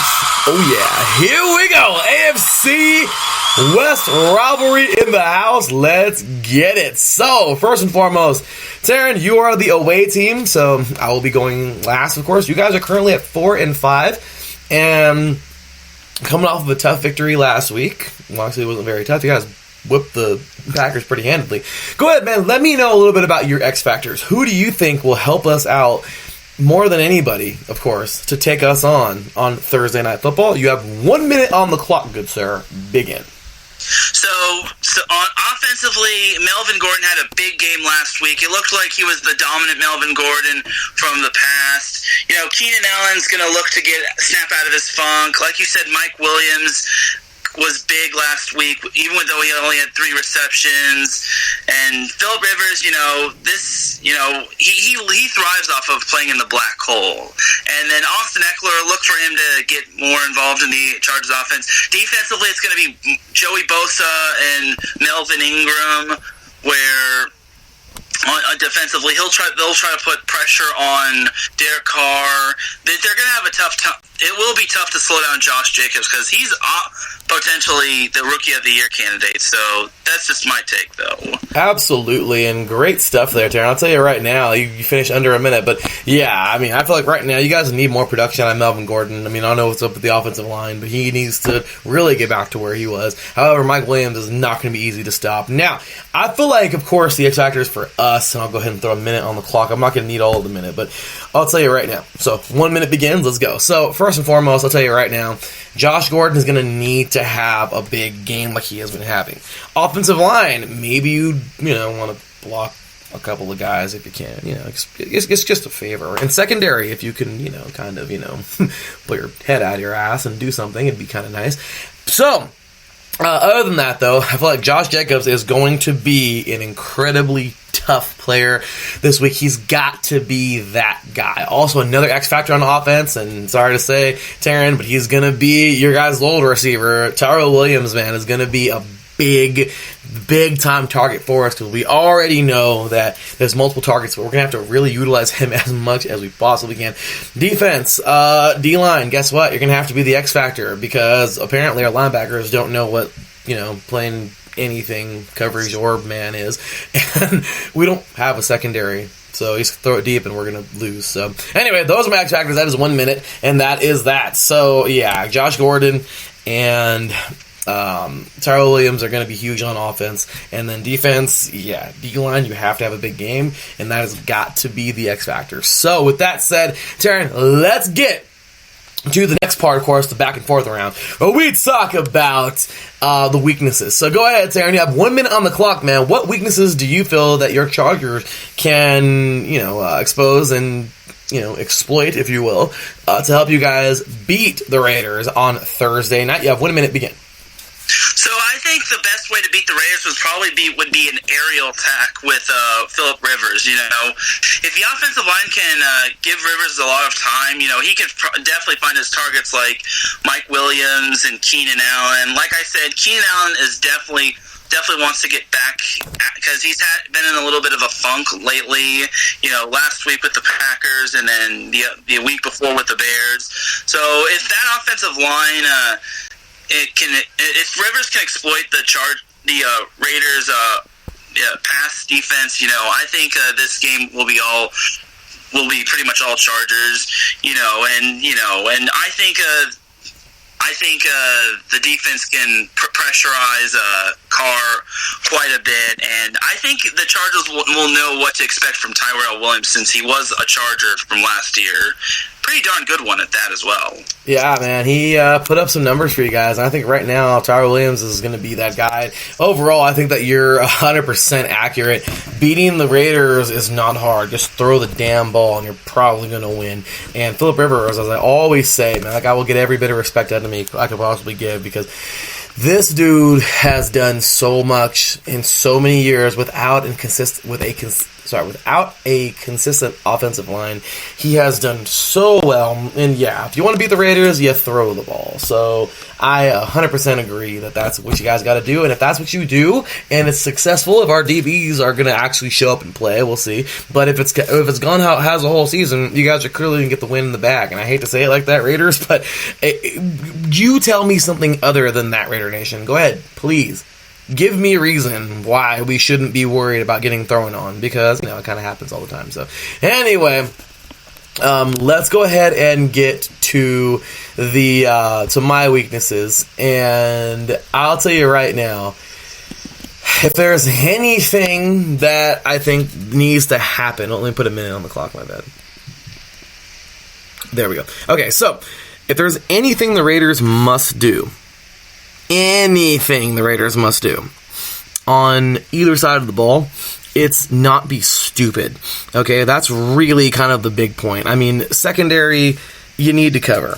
But I feel like right now, with you guys, a weakness that I can kind of pinpoint is, and this is kind of hard because you guys haven't been that bad, but you guys are banged up on defense. If we can actually get our offensive line, sucks without Rodney Hudson, to get a mean push and a mean surge and bully that front seven, I really feel like we have a good chance of winning because Josh Jacobs is going to be able to run all over you guys. Now, with your starters that are all hurt, with them in, it would be a lot tougher. But right now, with all your backups, I honestly feel like we have a good chance of winning this game if we are able to control the line of scrimmage and run with Josh Jacobs all over as much as we can. So that's 1 minute. Taryn, what do you think, man? You think that's a pretty good game plan against the Chargers right now? Yeah, in regards to what you said about the Raiders, the Raiders are kind of missing some key pieces as well. And by key, I mean Arden Key, who is out with a foot injury, unfortunately. Yeah, looking at the injury report, Josh Mauro is out with a groin injury. Trent Brown and Rodney Hudson are questionable with the knee and ankle. For the Chargers, Brendan Meebane is questionable. Sam Tevy is questionable. Denzel Perryman is questionable. So it's pretty much the battle of two teams that are a bit banged up. So it should be a good game nonetheless. It's all, like I said, it's always a great game when the Chargers play in the black hole because those Raiders fans are just brutal, man. Austin Eckler even has some stories in the black hole. But big shout out to the Raiders fans who are passionate. Right, you gotta love it, man. So with that said, all right, man, let's go ahead and get to of course, the weaknesses. Let's have some fun here, man. So weaknesses it is. Let's go ahead, man. You're the away team. I'm sorry, not weaknesses. game plan. Go ahead and give me the game plan, man. What do your Chargers have to do to defeat those Raiders, or my Raiders, on Thursday night, man? Tell us, or tomorrow night. What do you guys have to do to win this thing? You have 1 minute on the clock, and then, of course, give us a final score if you can. Begin. So the Chargers just need to play a full 4 quarters. I feel the Chargers are a great team, but they don't play a full 4 quarters. Like, before that last week's win against the Packers, the Chargers have only been in one game that hasn't been decided by 7 points or less, and that was against the Dolphins. So last week, if they can intimidate last week's success with great pass rushing defense, and if they force Derek Carr into a lot of pressure, I think the Chargers win this one quite easily. The problem is that it's tough to play on the road, but the Chargers are used to playing on the road, considering their home attendance has been very subpar. So I think the Chargers just need to put together a full 4 quarters and just not give the Raiders any life. It just goes without saying, because the AFC West is very competitive, very, very, very competitive. And as for my final score, I'm going to say 33-20. The Chargers win. You know what? That sounds pretty legit. You guys seemed. What was it? 33 what? 33-20. Yeah, that sounds pretty realistic if we can't control the gosh dang ball. I mean, the aerial attack. So I feel like you guys right now are, a good team. That's a great game plan, because that's exactly how I would attack the Raiders, because apparently we just, like I said, our defense is just terrible. One more thing is that if I'm the Chargers, I do not look ahead to the Monday Night Football game against the Chiefs. I mean, sure, this is a short week for both teams, but it's a big matchup between the Chargers and the Chiefs next week in Mexico City, but they just cannot look ahead to that matchup. I keep telling this to everyone, and I even said on set point, don't look ahead. That's the biggest mistake you can do. Sure, you're only human, but looking ahead is the biggest mistake anyone can ever make. Absolutely, and I definitely agree with that. And I'll tell you what, right now, you guys are something else, man. You're this weird, crazy team who just came out of nowhere. Is it the Chargers that was supposed to be, the pretty dang good team this year that got, hit with injuries? I don't know. We'll see. But as of right now, I feel like it's a great game plan. And yeah, absolutely don't look ahead. I mean, I know we don't look like we're that challenging, but don't overlook the Raiders either.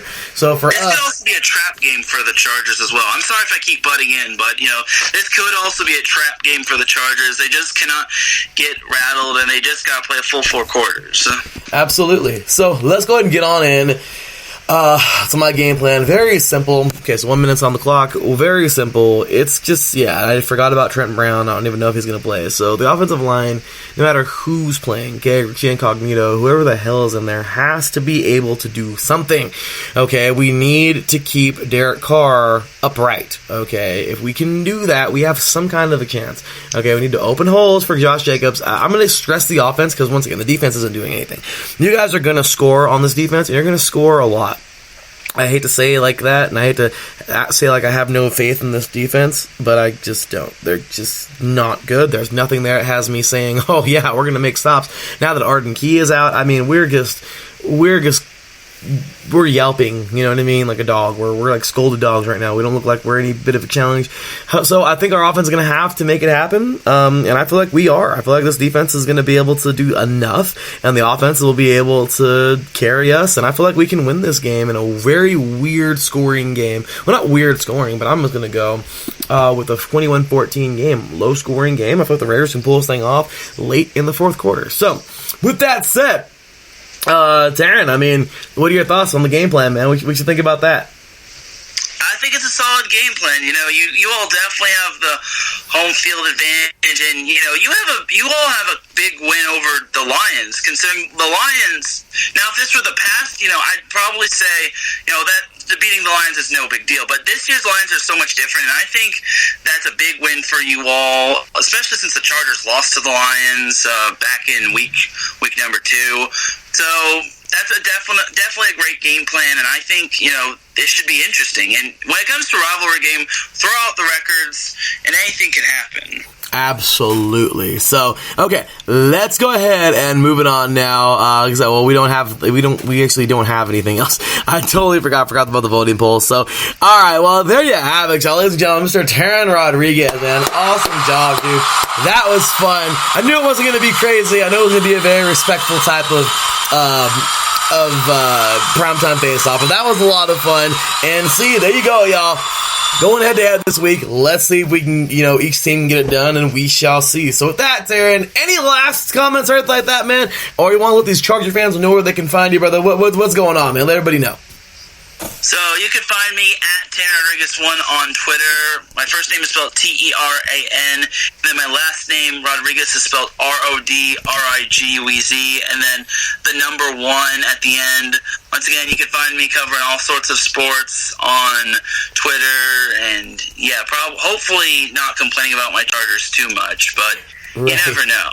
Right, so, anyway, brother, with that said, man, I'm already getting hit up from I don't start a little late. It's like timing today has just not been my thing, but, with that said, man, I gotta jump on to the next round on face off. But hey, Taryn, thanks again, man. That was an awesome job, and certainly look forward to having you back on the show many, many more times, man. So, hey, thanks again, brother. Have you a wonderful rest of your evening, and hey, man, we'll get together soon for College Edition. Hopefully sometime this week, and if not, I'll see you next week for the defining moment, man.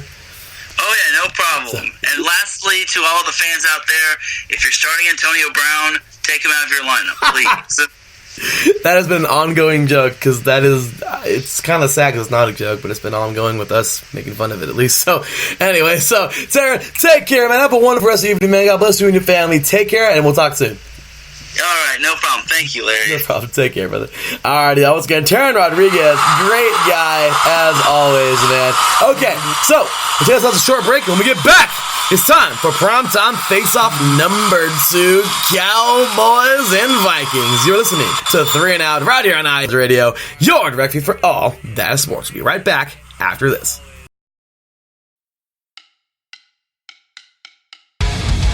Good day, folks.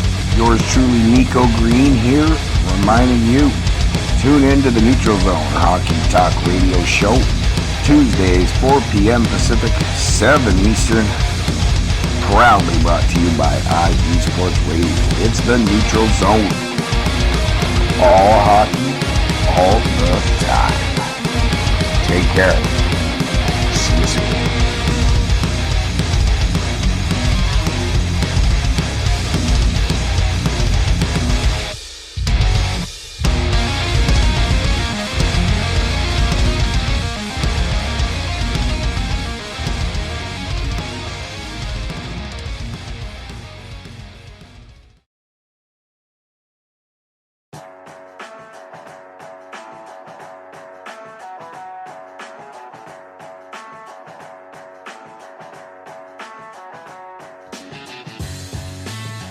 Two Wheels Wednesday is the place to come for all your motorcycle sports news every Wednesday on IE Sports Radio with myself, Matt White.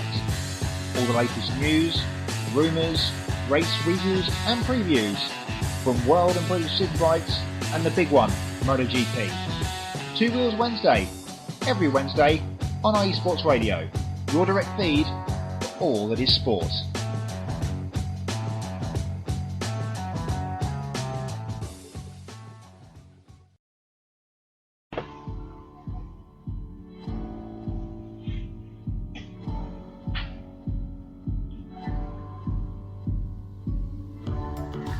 Hi, I'm Phil Robinson, running points, setting up Phil Jones for the finish. Join us every Wednesday, 5 p.m. Pacific Time, 8 p.m. Eastern Time, as we break down the week in basketball on the home for Real Talk Sports Radio, IESportsRadio.com. Hi, I'm Brian McLaughlin. In the National Football League, there are approximately 17 million total fans. I'm Andrew Guzman. My Dallas Cowboys make up almost 9 million of those fans. And my Seahawks have a very loyal fan base of around 4 million. That's more than 3/4 of all the fans. That's absolutely correct, Andrew. And on the Common Ground Football Podcast, we'll be talking about the good, bad, and the ugly of these teams. We'll have weekly picks, discuss transactions, injuries, And we'll chat about the rest of the league, too. Blake freaking Bortles? Oh, yes. And Captain Andrew Luck. Excellent. What about Fitzmagic? Oh, let's not get carried away now. Oh, all right then. Join us each week at commongroundfootballpodcast.com or wherever you get your podcast. It's going to be awesome. Hey, what's up, sports fans? You're looking for a different type of sports talk show, something you haven't heard before? You got to check out the BS3 Sports Show every other Saturday on 2 Live Stews Radio, 1 p.m. Central Time, 2 p.m. Eastern. Sports talk at its finest. Always have great guests, playing some good hip-hop. You don't want to miss it. Make sure to tune in to the BS3 Sports Show every other Saturday at 1 p.m. Central Time, 2 p.m. Eastern. Welcome back, football fans. Well, there you have it. Once again, big shout out to Mr. Taryn Rodriguez, man. Guys, the real deal. Thanks again for joining us. That was a really fun, it really wasn't even the Mexico primetime face-off. It was like a discussion more than anything. That was awesome there. This one more than likely will be a primetime face-off because, well, we have a rowdy Cowboy fan and a Viking fan this dude is, like, probably one of the most diehard fans ever because the dude knows his team. Like, awesome stuff. I'm so glad to have him back here on the show. And yeah, it's an honor to have him back. So, ladies and gentlemen, well, for both of these gentlemen, but I gotta say, first and foremost, representing the away team, of course, the Skull Nation of the Vikings and the Skull chant with the clap and the clap over the head and the Scandinavian, clap. And of course, die-hard Vikings fan and longtime listener of IE Sports Radio. He's been listening for the last 3 years. I'm glad to have him here. Or at least the last 3 years. He's been a part of this for a while. So glad to have him back on here tonight.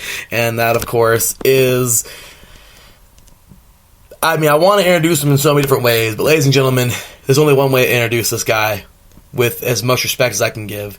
Ladies and gentlemen, welcoming a Scolger, if you will. That's exactly what he is. Ladies and gentlemen, welcoming back here to the show, die-hard Vikings fan, and I guess all-around good guy. Ladies and gentlemen, welcoming the one and the only, Mr. Edwin. How's it going, Edwin? Long time no talk, buddy. Hey, what's up, man? It's going great. Great to be back on the show. And that intro, man, I'm just going to try to look at that because that's a lot of hype you gave me there, man. What was that? A lot of hype you gave me in that intro, man. I don't know if I can live up to that, but I'm going to try.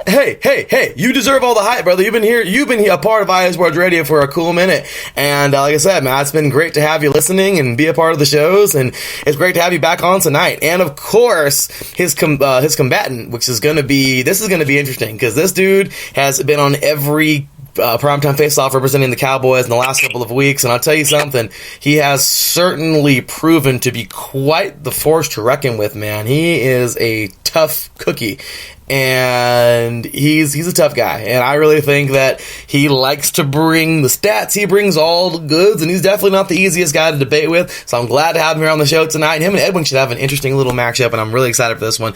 Sucks I couldn't get the voting poll up today, so yeah, once again, no voting poll today, guys, my apologies, but this is going to be fun, because we're going to go back and forth, and let's see what the listeners think. So, with that said, ladies and gentlemen, of course, for like his third time in the last 3 weeks, glad to have him back here. He is, of course, creator of the Texas Roundup, and all-around diehard Texas guy. Ladies and gentlemen, welcome him back to the show.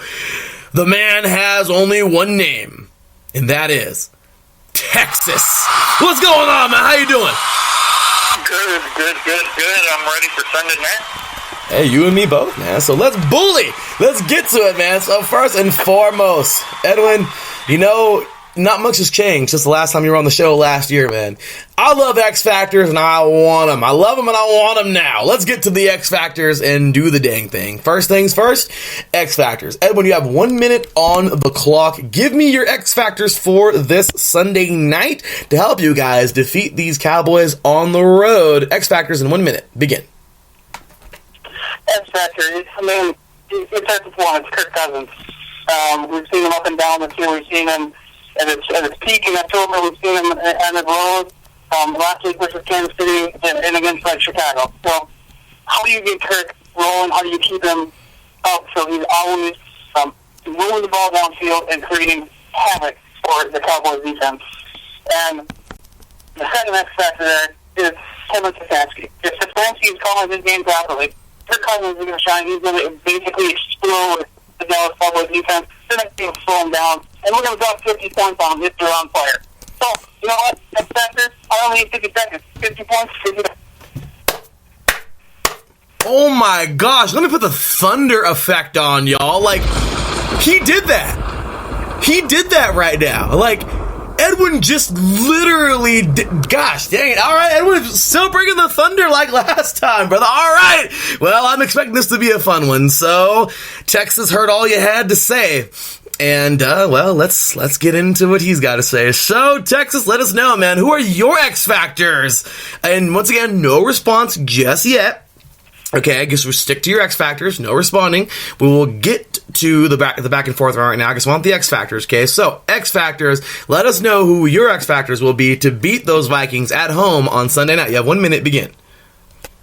I have two X Factors on our offensive line, Tyrone Smith and Zach Martin. If they both play, if one of them is out, our offensive line is totally different. On the Vikings X Factor, I did a little thing for the Vikings, is Adam Thielen. If he's 100%, he's going to destroy our secondary. If he's not, all we have to do is put Jordan Lewis on Adam Thielen and put Byron Jones on Stephon Diggs, and we owned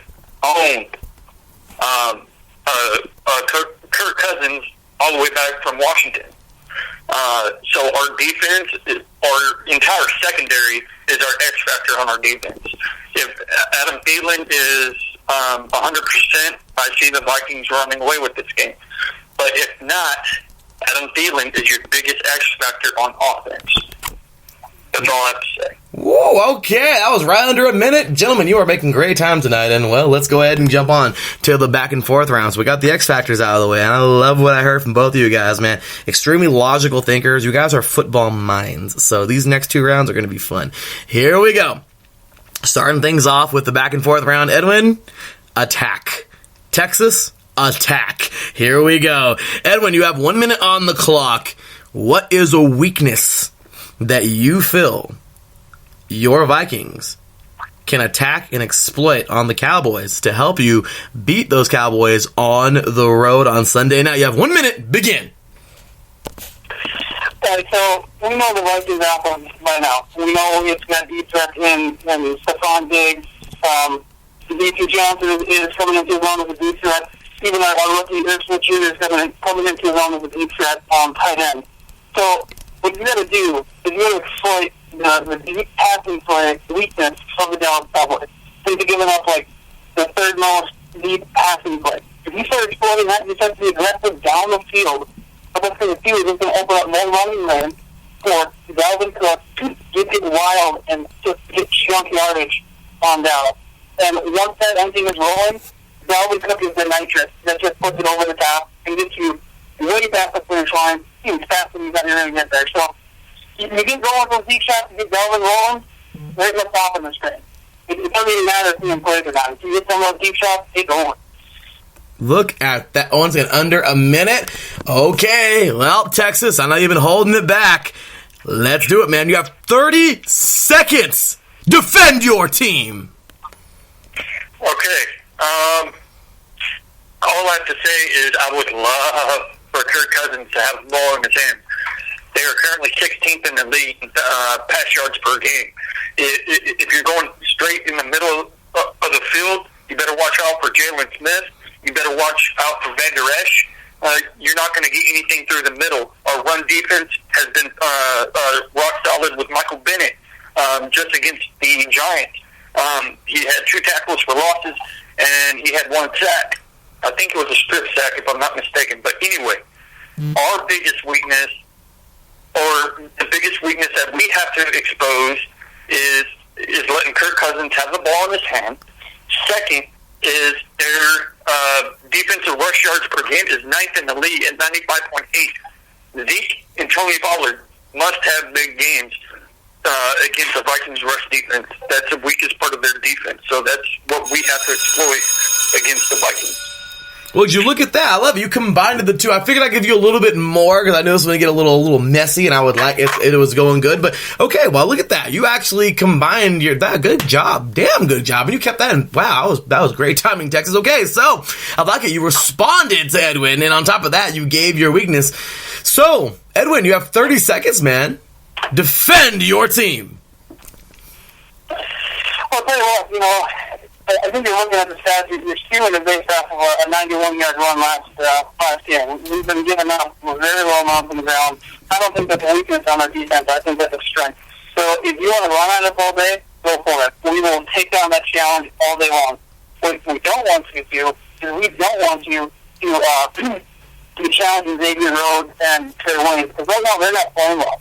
So if you want to actually get at us, you got to challenge those guys. But you got to get to Daniil Hunter and Everson Griffin that are going to be coming right in back safe, and it's going to be difficult for them to get the ball off and be able to make good decisions when those guys are staring them down, half the game. And that's going to happen often. So good luck trying to get Ezekiel on. I don't think it's going to happen. Texas, what do you think? We have the best offensive line in the league.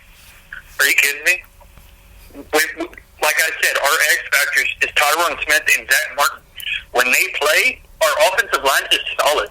No one's getting ready to listen. If they don't play, our offensive line is something different. We got some sucky ass backups on our offensive line. If they both play, if they both 100% in this game, guarantee you, Vikings will probably only have one sack. Guaranteed. Edwin. Uh-oh. Edwin, you still there? That's it. Uh-oh. What do you got to say about that? I'll tell you this. The top three people with pressures in the league right now are Daniil Hunter, J.J. Watt, who is now out for the season, and Everson Griffin. You don't even try to hold them. I don't care what your offensive line is ranked for holding back pressure. You can only hold back the Pacific Ocean for so long before it eventually breaches you. So go ahead and try. We're going to get to that. We're going to shut down Zeke. It's going to be a bloodbath on the D-line. It's purely it. Uh-oh. Don't we only have to hold back the pass rush until we score? And then it's our defense against your offensive line, which your offensive line, how many sacks have they given up this year? Couldn't even tell you. It's been so few. Okay. Kirk Cousins. We can sack him all day long. He holds the ball way too long. He does. All day long. When he try to sack him there. And then we'll hit you with straight for Diggs for 50 yards. I couldn't hear you. What did you say? Try to sack Kirk when he does a rollout bootleg and hit Diggs for 50 yards. Go ahead and try to sack him there. You ain't gonna. Bootleg? Are you going to bootleg against Robert Quinn, DeMarcus Lawrence, and then Michael Bennett right up in the middle? Yep. And then Antoine Woods right up in the middle also? Come on now. Yep. Come on now. Yep, absolutely. And it's no word. Okay. I love it. Final round. I had to let you guys go a little further. Final round. Let's do the dang thing. Here we go. Let's get into the game plan. All right, Edwin, you are the away team. You have 1 minute on the clock, good sir. What is your game plan to defeat these Cowboys on the road on Sunday Night Football? Game plan, step one is to get aggressive down the field with the passing game. It's no surprise that we had a lot of struggling in Kansas City. We just weren't aggressive enough. We were doing short passes that didn't work. We could never get the run game going off of that. You get aggressive with the passing game. It opens up everything for Delvin. And like I said, once Delvin gets going and the engine's already going, he does that nitrous button and it's slow baby go. 60 seconds out when you're outrunning the helicopter. That's how efficient this offense can be. We've seen it in the entire month of October. Because, honestly, I'm not that scared of this Dallas defense. I mean, they lost to the Jets. How can you lose to the Jets and think that you're going to be able to shut down the Vikings offense? That's just not possible. All right, we're going to throw up over 30 points on these guys. Like I said, I'm predicting a 50-burger on these guys. Dallas is going to have 3 touchdowns. Go ahead and try to stop. at a 50 burger? A 50 burger! Did I hear that correct? Edwin, you said a 50 burger on the Dallas Cowboys? Hell yeah, brother. Oh! Listeners, let us know what you think about that in the chat room. Oh boy. Oh boy. You have 1 minute to respond because I'm going to give you an extra 30 seconds. Well, only 1 minute max. Texas, defend your team. I'm just saying, that was about 4 weeks ago. Didn't y'all just lose to a Mahomes-less, I guess you'd say, Chiefs team? I'm just saying. Who was the quarterback for the Chiefs? I don't even know. So how are you talking crap about us losing to the Jets? Come on now. Because of the Jets, man. Anybody can beat anybody on any given Sunday, on any given Monday, on any given Thursday now. Anybody can beat anybody. We had a bad game that game. Dak sucked it up. I can agree to that. But the Jets play the Patriots, one more time this year? They can beat the Patriots. They can beat anybody. They are NFL grown-ass men. So I'm tired of people bringing up, oh, you lost against the Jets. Shut the fuck up. Hey, Texas, what about that 50 burger? 50 burger. That's a 50 burger. Look, I'm giving you 27 points if Adam Thielen plays. If he does not play, y'all aren't even going to score 20. Oh, my gosh. All right. Anyway, so Texas, give us your game plan. 1 minute. my game plan is to run and let Kirk Cousins pass. I would love that. I would love that. I would love that. All we have to focus on is if Adam Thielen does not play, again, everything revolves around Adam Thielen. If he does not play, the only wide receiver you really have to worry about is Stephon Diggs. And then all we have to do is a run defense, probably a cover two in the back just in case deep passes. Okay. And blitzing.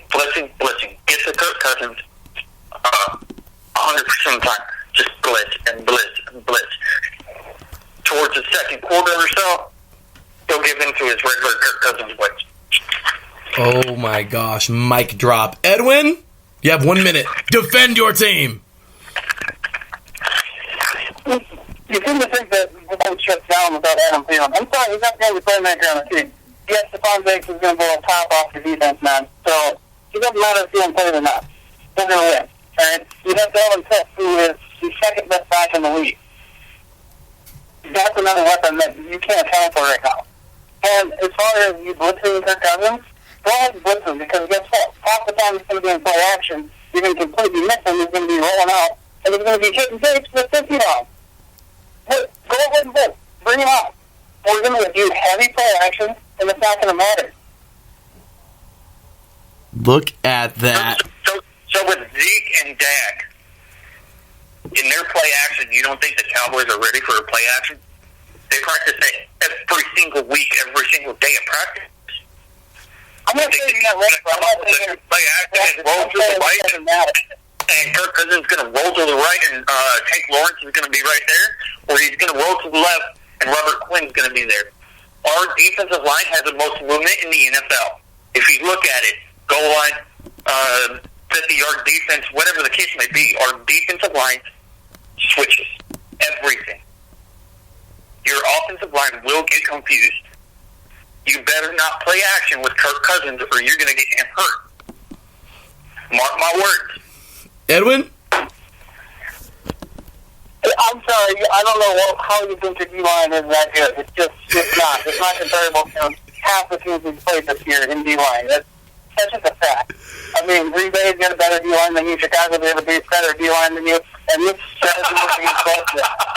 So don't even try to tell me that your D-line... Are you kidding me? Someone what to say. Wow. Okay. Okay. Look. Final score. Adam Thielen plays. Cowboys 31-27. If Adam Thielen does play, or if Adam Thielen doesn't play, it's Cowboys 31. Vikings, I want to say, I don't know. I'll give you 20. One touchdown less. At that, and Edwin, your final score, you're going to say a 50 burger? Alright. You want to go with Adam Thielen now? I'll buy it on this, right? If Adam Thielen doesn't play, Vikings 48, the Cowboys 27. Whoa. If Adam Thielen does play, if he does play, 48 to 27. If he doesn't play, 54 to 27. Oh my, I got to ring the bell. Hold on, come on. Blow the whistle. I thought you said everything didn't revolve around Adam Thielen, and now you're backing off of what you say. No. We're going to have a 50 burger all the Cowboys. We're throwing more points without Thielen. Because you somehow think he's not making a deal. I told you. When he's not there. Adam Thielen is your best wide receiver. Prove me wrong. Adam Thielen is your best wide receiver. That's why every game plan revolves around your best wide receiver. It's Adam Thielen, Stephon Diggs. It's their football. So you're saying Stephon Diggs over Adam Thielen? I'm saying and you call yourself a Vikings fan. Come on now. I love this.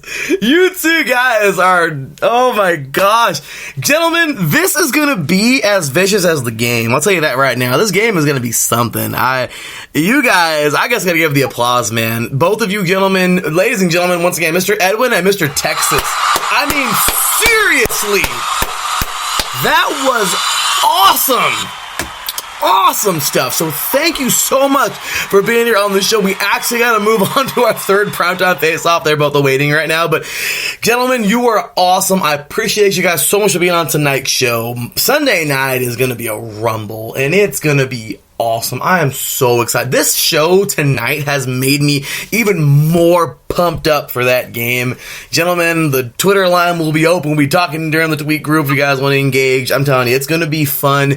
Gentlemen, I mean, it was absolutely awesome. I mean, absolutely awesome. Shake virtual hands. I mean, I know you probably don't want to do that, but gentlemen, appreciate you so much. Edwin. I don't care. Edwin, thank you, brother, for being on tonight's show. Of course, once again, you were the away team, so you can go first. Thank you, man, for being on tonight's show. Where can these diehard Vikings fans find you on Twitter? I'm on Twitter at Nemok7, NEMOCK7. But before we get into anything else, Tex, great battle with you tonight. Much love to you, man. Good luck. I think we're both going to need so much in this game. It's going to be a tough one.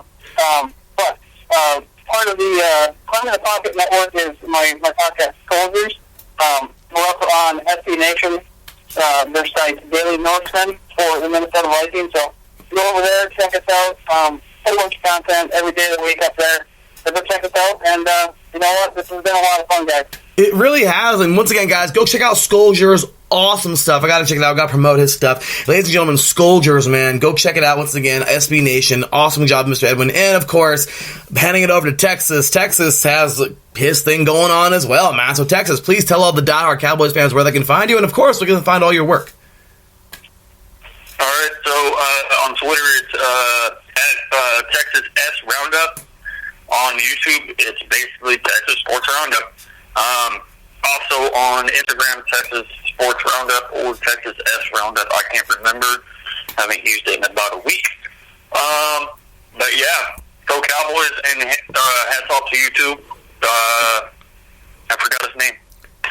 That's cold-blooded, man. But this is Mr. Edwin, of course. Edwin's a good guy, man. My fault. Hats off to Edwin. Yeah, that was a great battle, guys. Thank you so much for both of you for being a part of this. And, gentlemen, I'm so glad you were able to both meet on tonight's show. That was amazing. Appreciate you so much for being on tonight's show. And, gentlemen, best luck to both your teams. God bless you in both your families. And, hey, gentlemen, keep on doing your thing with YouTube and your podcasts and kicking ass. And I'm loving every bit of it. So, gentlemen, take care. Have a wonderful, wonderful rest of your week. A wonderful weekend. God bless you and your families. And I'll talk to you both soon. Take care, guys. All right, later, Paul. Take care, Pete. Take care, guys. Alrighty, with that said, let's go ahead and jump on into our final primetime face-off of the evening. Before that, we're going to take a short break. When we get back, one more primetime face-off. And of course, that is an NFC West battle ready for the ages. Oh, it's going to be a good one. Niners and Seahawks. Here we go. We'll be right back with our third and final primetime face-off of the evening right after this. Ladies and gentlemen, hear me and hear me good. If you like sports, then you like the Wait a Minute Show. If you like comedy, then you like the Wait a Minute Show. If you like a different opinion coming from a different angle, then you like the Wait a Minute Show. So join me Saturday, 8 p.m. Eastern Standard Time with your host, Jelani J.B. Bodie. And of course, my man Lopan on the WaitAMinuteShow.com. Ain't that right, Lopan?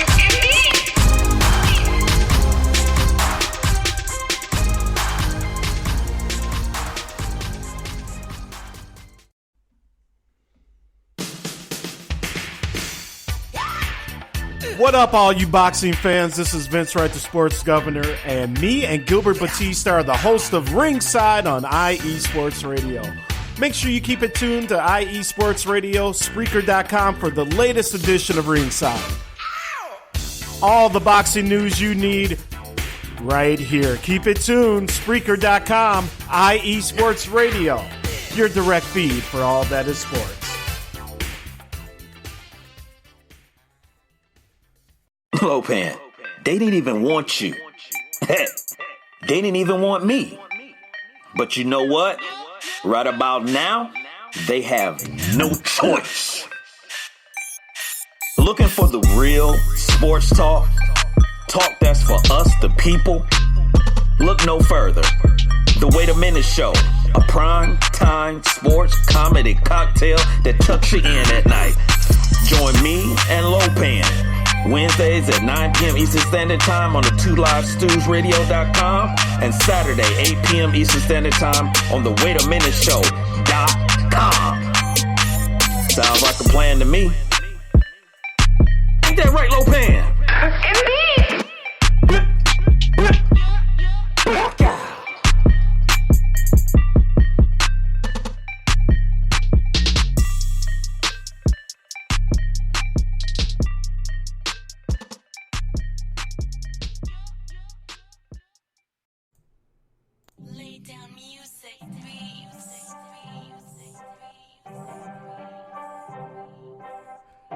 Hey, what's up, BS3 sports fans?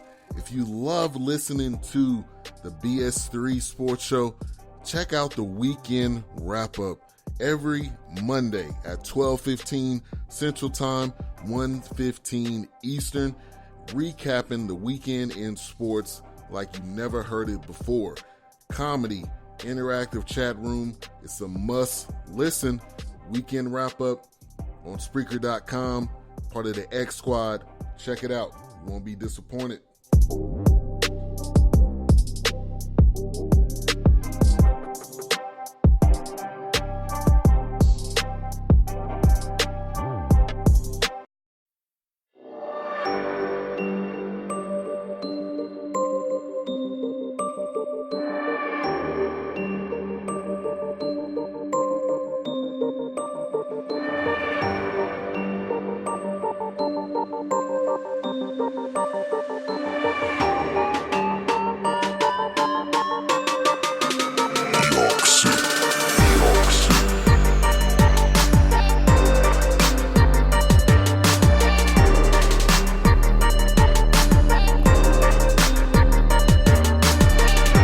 From the home plate to the nets, the end zone to the finish line, here nothing is off limits and no sport is safe.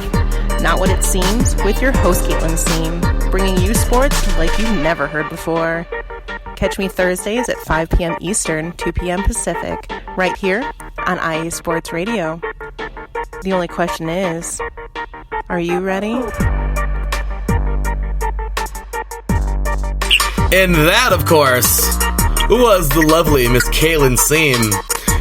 If you want sports as told by a woman with a really funny yet serious and extremely talented host. Check out Miss Caitlin Same every Thursday, 2 p.m. Pacific Time, 5 p.m. Eastern, right here on IE Sports Radio. Caitlin is the real deal. Only a woman who knows her sports can get on air and deliver you the top 10 most ugliest yet good-looking sports jerseys and pull off an actual... Yeah, I know. I hear y'all laughing. I'm dead serious. I'm so serious, y'all. She had a show last year where she was literally like... She was going full woman on the colors, and it was hilarious because she knows what she's talking about. She's not just talking about the jerseys like, oh, like you could... She actually talks about these teams like actually, like, you know, sports. But it was hilarious because she wanted to take like a different, like, have something fun, like have like a fun like spin off of it. So she counted down like the top 10 ugliest jerseys, and it was hilarious because like she went in on my Ducks. Like, she literally went in. Like, she was all like the Anaheim Ducks. She seriously was like, that black and like orange and gold thing you got going on is not working for me. Like, she was like a hardcore. Like, it was funny. Like, it was actually pretty funny the way she like went about it. But once again, Caitlin's the real deal. So glad to have her aboard here on the IE Sports Radio Network. And so check her out, y'all. So, of course, all the other plenty other great shows you heard here on IE Sports Radio. Check us all out. Show us some love. So here we go, y'all. The third and final primetime face-off of the evening. Big shout out once again to Mr. Edwin and to Mr. Texas last time around. That was awesome. Great job by both those gentlemen. They went in. They were like, it got really scrappy. So I loved it. Tell me why I think this next one's going to be probably a lot like it. Ladies and gentlemen, here we go with the third and final primetime face-off of the evening for Monday Night Football, as the Seattle Seahawks make their way south to take on the San Francisco 49ers. Ladies and gentlemen, let's get it. Here we go. Starting things off, representing the away team, he is without a doubt diehard Seahawks fan. The dude is such a diehard. Well, you heard his commercial earlier here on the show. You did, and if you didn't hear it, I'll replay it in a little bit, because the dude's the real deal, ladies and gentlemen. He is one half of the Common Grounds podcast, and absolute all Seattle guy. He is, well, all Washington guy. He's so Washington that, well, he's probably not too happy with the Huskies. Just saying. Ladies and gentlemen, all the way from way up north, maybe not the Great White North, but pretty far north, as north as you can go, at least on the West Coast in the USA. Ladies and gentlemen, once again, he is one half of the Common Grounds podcast and diehard Seattle Seahawks fan. Once again, welcoming back here for like his third or fourth time here on the show, and hopefully plenty more to come. Welcoming the one, the only, Mr. Brian McLaughlin. What's going on, Brian? What's up? What's happening? Happy to be here. Happy to have you back. And I gotta ask a quick question, Brian. Are you mad? Am I mad? Are you mad? Are you mad, bro? I mean, yeah, you know. I mean, Richard Sherman's down there. Richard Sherman's down there. I can't wait to see his old ass stumble around the field and try and do something to Russell. It's gonna be fun. And that actually is pretty funny. But I'm on your Twitter page right now, and I just happened to see Mariners, and I'm so sorry, dude. I don't even want to say this, but I don't even know if it's a real thing. I think I saw it like on a memes Twitter, but is it true that I'm not the biggest baseball guy, but I mean, I do my best. I'm a baseball fan, but like a big old analyst. But is it true now that the Nationals have gone to the World Series and, you know, that they've done it? Is it true that you guys are the only remaining team to never go to a World Series? So the Seattle Mariners are the only Major League Baseball team to have never been to the World Series. And they currently, and they've held this now for a couple years, they're currently the pro sports team among all the professional sports leagues, all of them. They have the longest current playoff drought of now 18 years. That's longer than the Bills in Spain. It's great. It's wonderful. It's really a great team to be a fan of. It's wonderful. It's super great. Hey, you got Nintendo at the stadium. I've got all my highlights that I can watch from like 1995. It's fine. You guys had Ken Griffey. How did you not get to the World Series? I'm just saying. Anyway, so Ken Griffey. We wasted his time here. That's what we did. Poor guy. Poor guy. Poor guy. Poor Dan Marino. Anyway, I'm just kidding. So anyway, with that said, I'll go too far. But here we go. Representing the San Francisco 49ers. This woman is just... There's no other way to describe her other than complete and utter diehard. It's awesome because she is actually she's actually a Yankee fan, which, Yankees.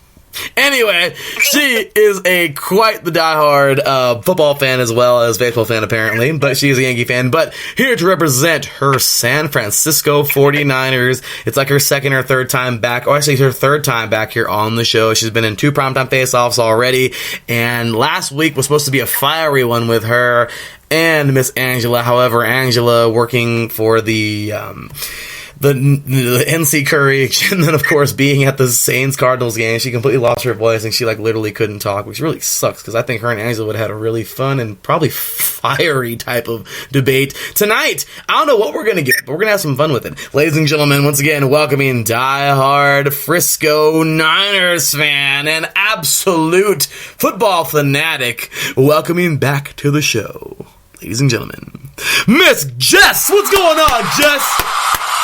Hey, what's up, Larry? Thanks for having me back. Well, it is always wonderful having you back. You are, I'm telling you, you're funny. Like, the stuff you said last week was pretty funny because, Brandon was, trying to be nice, and he was saying, nice things about the Niners. And then when it came to Jess, she was like, yeah, I know. You guys still suck. It was funny.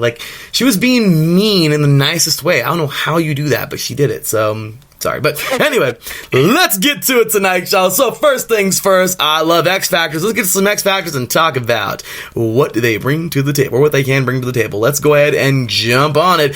You are the away team, Mr. Bryan. So start us off in 1 minute's time. Give us your X Factors for Monday night's game, and the X Factors are going to help you beat those Niners on the road. You have 1 minute. Begin. Russell Wilson's my quarterback. Next. It's that, and then the defense. If the Seahawks can get back to a defensive scheme that actually stops letting mediocre piece of crap quarterbacks like Winston and Shaw look like Pro Bowl caliber quarterbacks, then we have a really good shot of actually beating San Francisco. It's not like San Fran. It's been such a fun rivalry, and actually I'm really happy that we're getting back to it, because for a couple years now it hasn't been there. But they're a damn good team, and just having Russell Wilson isn't going to be enough. We really have to figure out what's wrong on the defense and fix it, or it could end up being a really long day for me.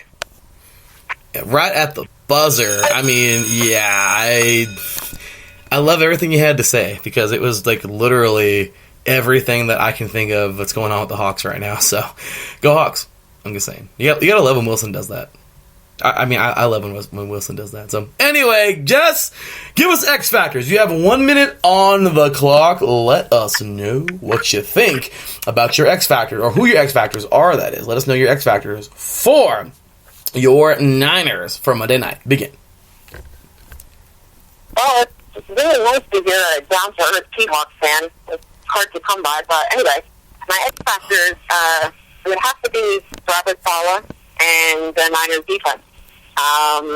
The way they played against Arizona, it was very sketchy. I think they were very humbled. But I think we'll get it together this week. And I think that the defense is really going to get back to making the statements like we did, the first 7 games. And that's it. And I love it, too, because Jess is like the incredibly short person. Not short person, but I mean, like, short, like, acid. Like she keeps it short and sweet and to the point. It's funny, like she's just like, I'm telling you, she's a feisty one. It's awesome. It's nice having Jess on the show. It really is. And Brian's like, okay, here we go. Like I already know. It's like, here we go. Let's get into the back and forth around the lightning round, if you will. Oh boy, here we go. Alrighty, I want weaknesses. Oh, this one always hits some nerves. The last one was pretty cool. I'll tell you what, Edwin in Texas went at it. Oh, that was a good one. I might even give you guys extended time like I gave them, but here we go. Starting things off. Alrighty.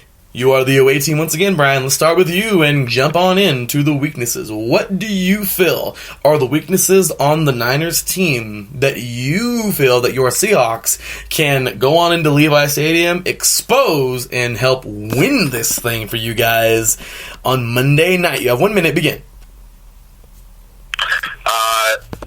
Jimmy Graps, as I like to call him. I'm a Garoppolo fan. However, the passing game at San Francisco is not what I would call stellar.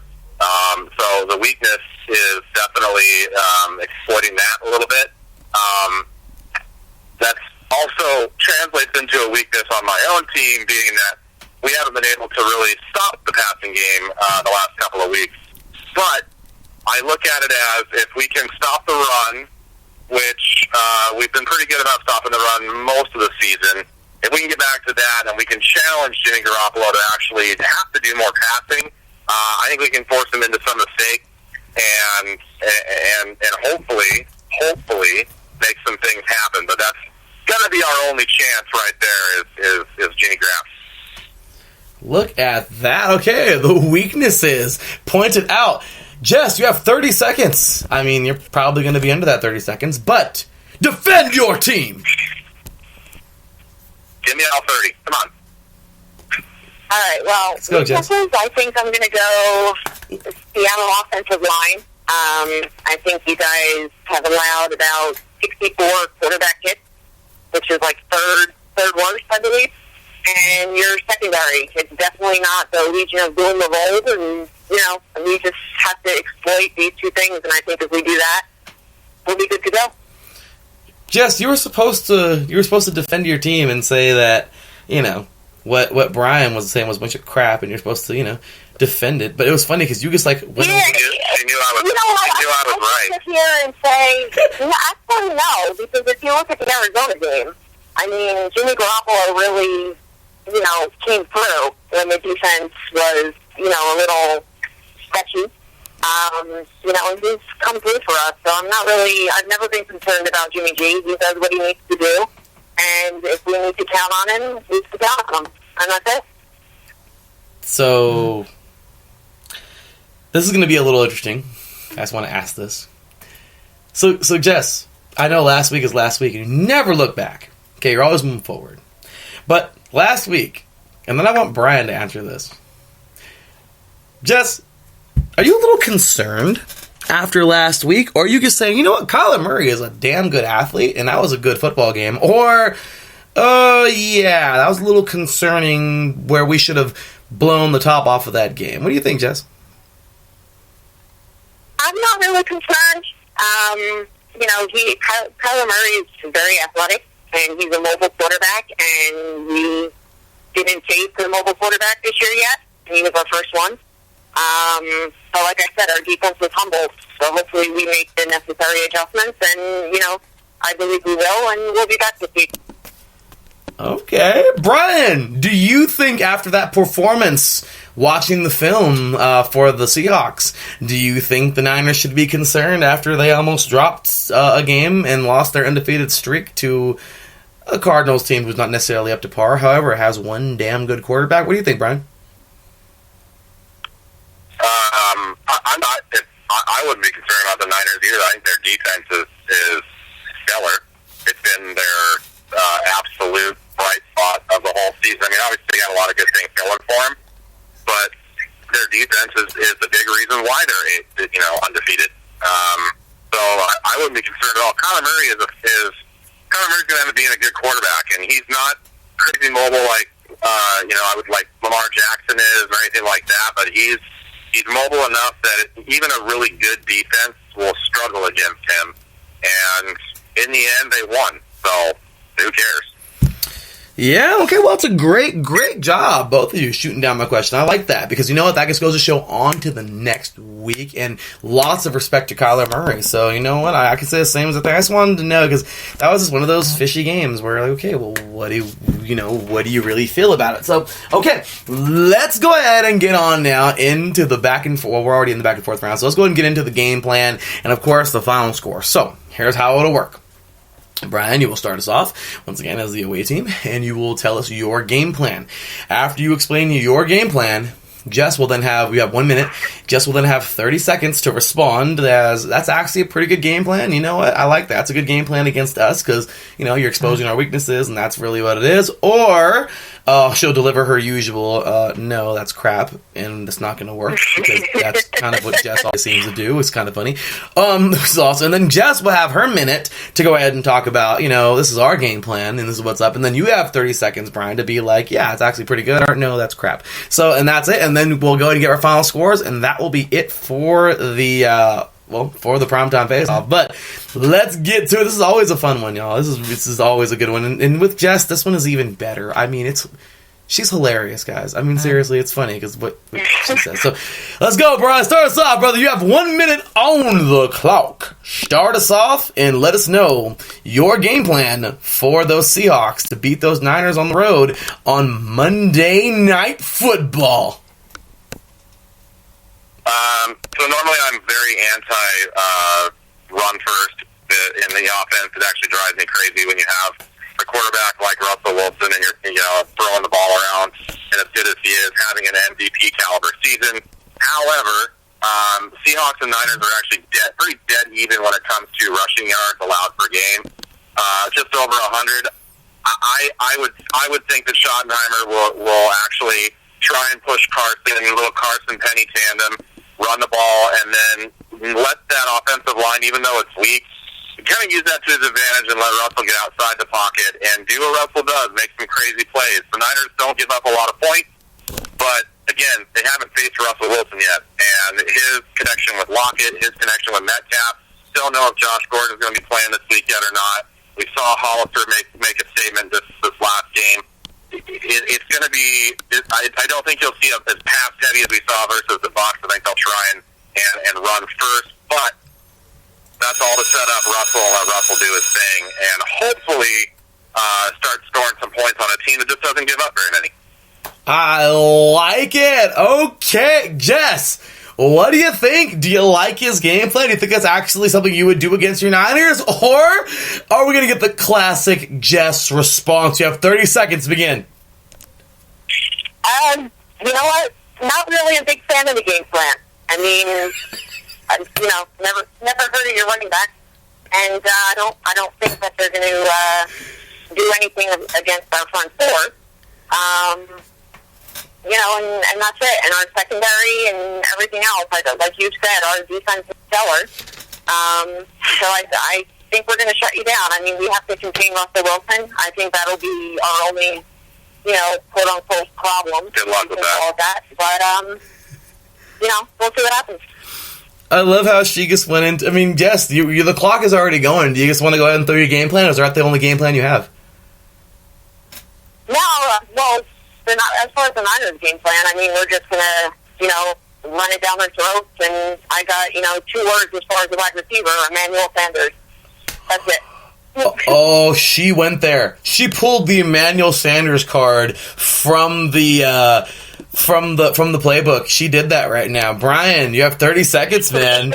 Do you like her game plan, or are you stop it? I think it's funny that she thinks that Emmanuel Sanders will make a difference. If she knew anything about the Seahawks defense, she would know that our actual weakness is tight end. So, Kittle's going to be your guy maybe to defeat us if you want to actually make something happen. The secondary has been a struggle for the Seahawks, yes. However, that's not because we don't have talent back there. It's because the scheme is wrong.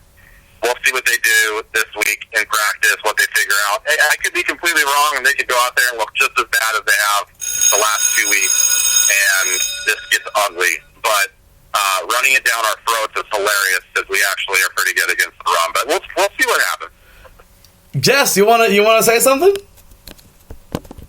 We proven we could run the ball, and we could do it against just about anybody. So we'll let Monday night speak for itself. Hey, it's going to be a fantastic game no matter what.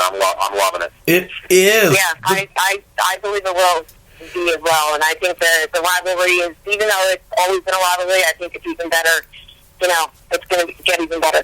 I like that. So, last question for both of you. Actually, okay, let's get a final score first. So, first and foremost, Brian, final score. What you think?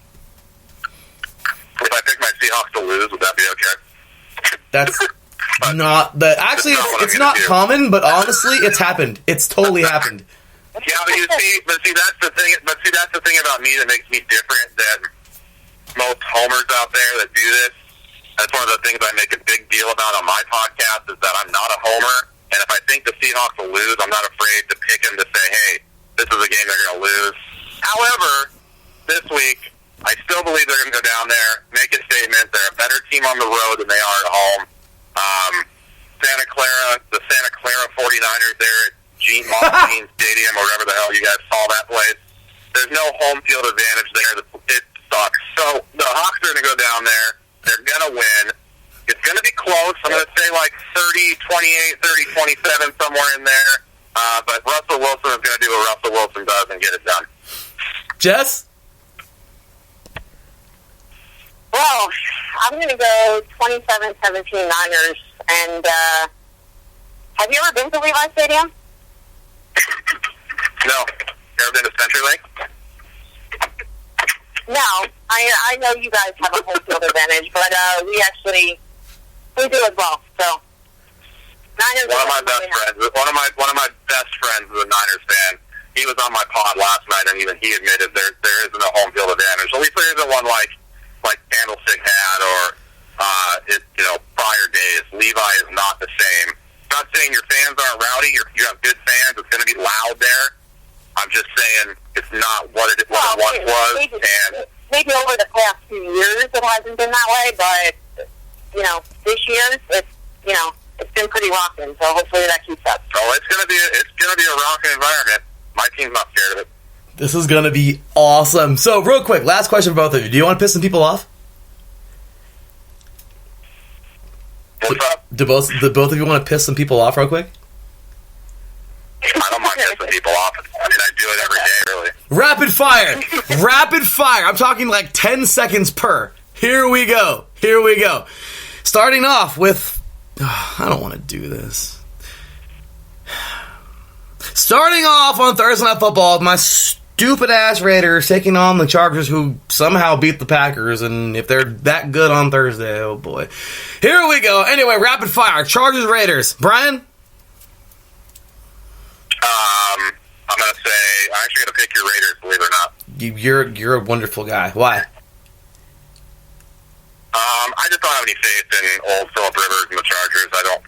They're not, that's just a weird team, and I think the Raiders have a few things in place that when they click and actually get together and work, they're not a bad team. I think they have a better shot at that than also I can't stand Phillip Rivers, so there's that. What a nice guy, and that's actually pretty funny. Jess? Unfortunately, I'm going to go with the Raiders. I think they're on the rise. San Diego. She said San Diego. The Chargers haven't been consistent, so I'm going to, unfortunately, again, go with the Raiders. I'm going Raiders all day because I have to. They're my team. That's all there is to it. I'm saying Raiders find a way to win this one, 31-21. Don't ask. I guess I'll go with my team. Sunday morning, Lions 3-4-1. Not bad. They lost the Raiders though. That's terrible. The Bears. They don't even know. The Bears don't even know. The Bears don't know. The Bears don't even. They're so inconsistent. They played another inconsistent team in the Eagles, and that was the inconsistent bowl, and they lost the inconsistent bowl. So now they're playing the Lions, and they're playing at home in Soldier Field. Brian. That's an easy one. I'm going to go with the Lions. The Bears are pure garbage. Trubisky is a joke, and even though the Lions aren't necessarily a great team, it won't take much to beat the disorganized mess that is the hot garbage in Chicago. Jess? I'm going the Lions. The Bears need to start preparing for next year. Sadly, I think so. In the chat room right now, we got the chat room going crazy in the actual chat room for the 3 and Out group. Pretty funny. Texas says Seahawks over the Niners, and then he says Chiefs over everyone. That's Reverend Dave. Thanks, Reverend Dave, for jumping in here. Big old Chiefs fan. And then next up, he says Raiders 23, Chargers 13. Thank you. And then he says the Bears don't know. Bears don't know. Bears don't know. Bears just don't know. He's making fun of me from what I just said because I don't even know what to say about the Bears. That's how much they don't know because the Bears are hideous right now. They were so good last year. Yeah. Anyway, so Ravens 6-2. Hey everybody, they beat the Pats. No way. That was awesome. They're going to lose to them in the playoffs probably, but they beat the Pats in the regular season. And the Bengals have yet to win a game. Brian, is this the week the Bengals win a game? No, it isn't. It's amazing. I was going through the games yesterday, and this is a pure trashy NFL week. There are only like 3 or 4 good games. This game, if anybody picks the Bengals, you're nuts. That's an easy one. Ravens all day. Oh my gosh, Jess? Yeah, I'm going Ravens. Ravens, all right. Yeah, Texas says 27-3 Bengals. I'm going to go... I'm sorry, Bengals. 42-7. What's the line in that game, even, I wonder? I'm looking. ESPN has it at 10 for the Baltimore Ravens. 10. That doesn't even seem like enough. It doesn't, because they're going to eat them like a sandwich, okay? It's just going to be bad. So, Chiefs, 6-3 without Patrick Mahomes, but hey, Matt Moore stepped up, and he's balling right now. Can they get over the hump? Sorry. Can they go to Tennessee and beat a Titans team who is also extremely inconsistent? Mariota's not even starting right now, and he's on a contract here. That sucks for him. They're actually starting Tannehill. That's crazy. And they're 4-5. Vrabel is a defensive guy, but the offense is just, It's just kind of a weird game. Brian?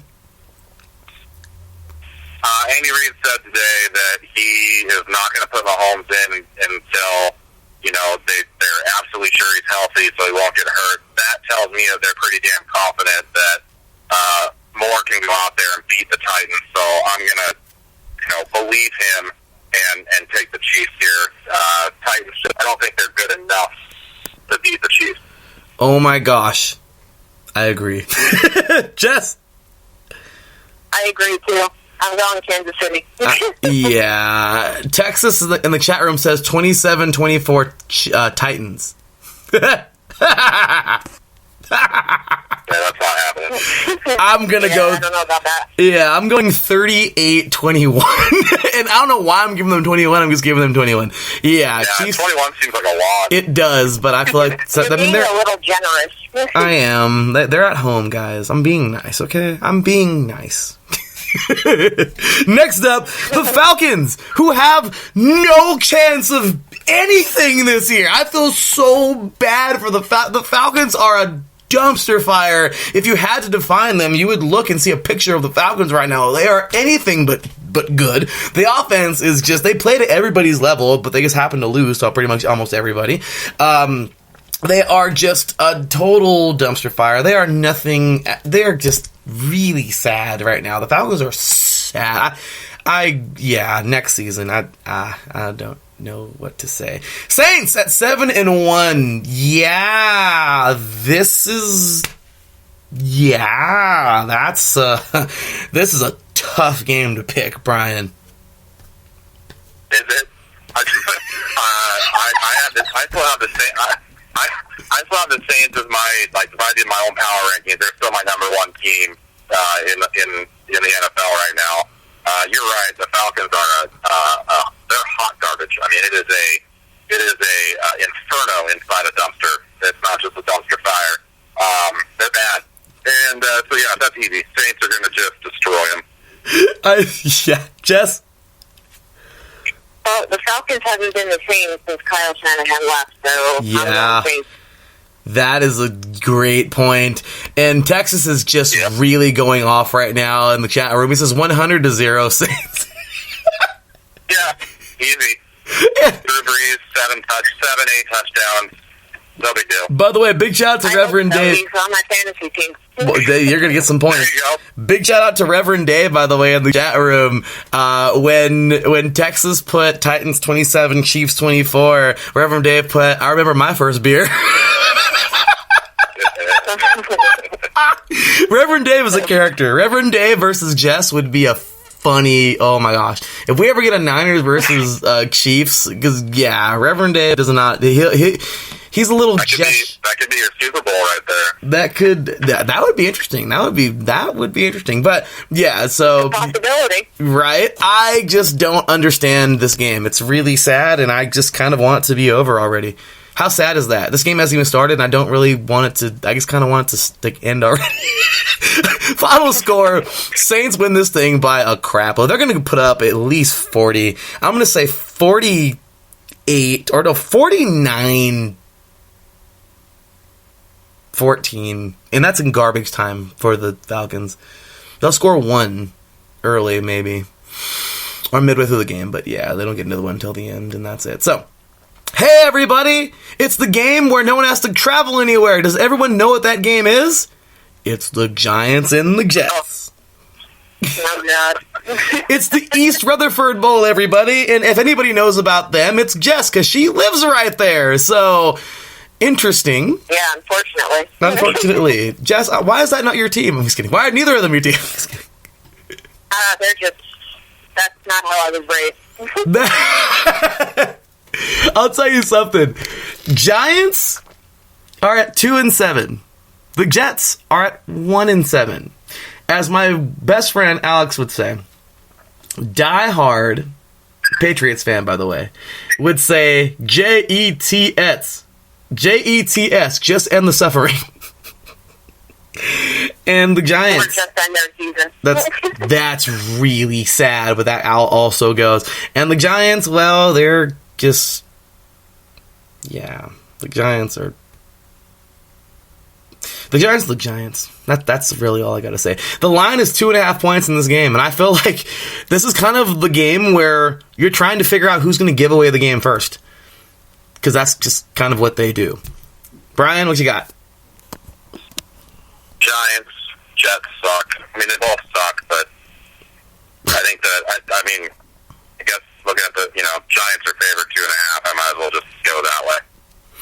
That would be something. Jets. Jess? I'm going Giants. The Jets are a shit show. They are a shit show. I would love to see the Giants get some kind of victory, and they probably are. And they sent over... That's really sad, because now they sent over Leonard Williams, which is really funny, because it's just like, okay, well, I guess switches teams, that's all. I guess switches jerseys and teams, because it's the same exact, stadium. So, yeah, I think that they're going to roll on the Jets. I'm going to say final score 35-14. I'm sorry, Jets. Cardinals! 3-5-1, and the Buccaneers, who find a way to play really close games but not win. Seahawks. So yeah, this time we'll start the other side now. Jess, who you got? I'm going with the Bucs. You're saying that because you're a Niners fan. I think the Bucs are going to win. Okay. And I picked them today in my office pool. So. Wow. Brian?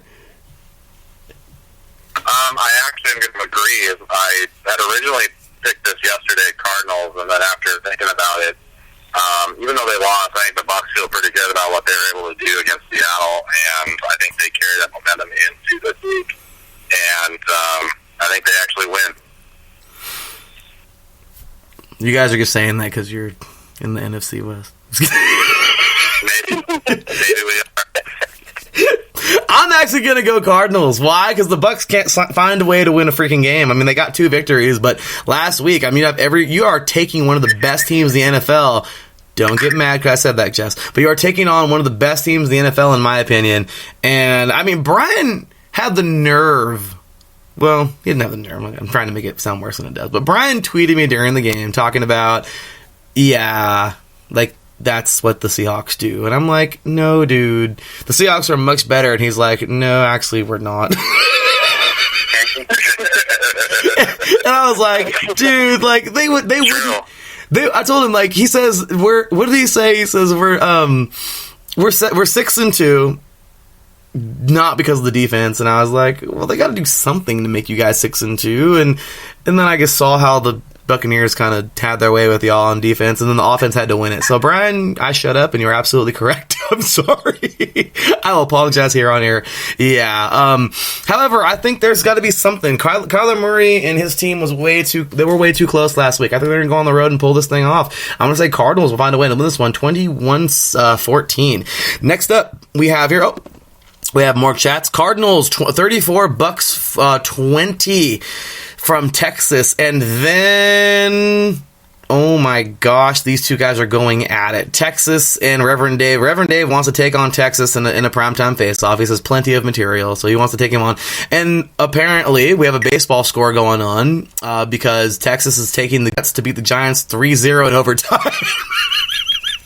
I was actually going to predict like 6-3.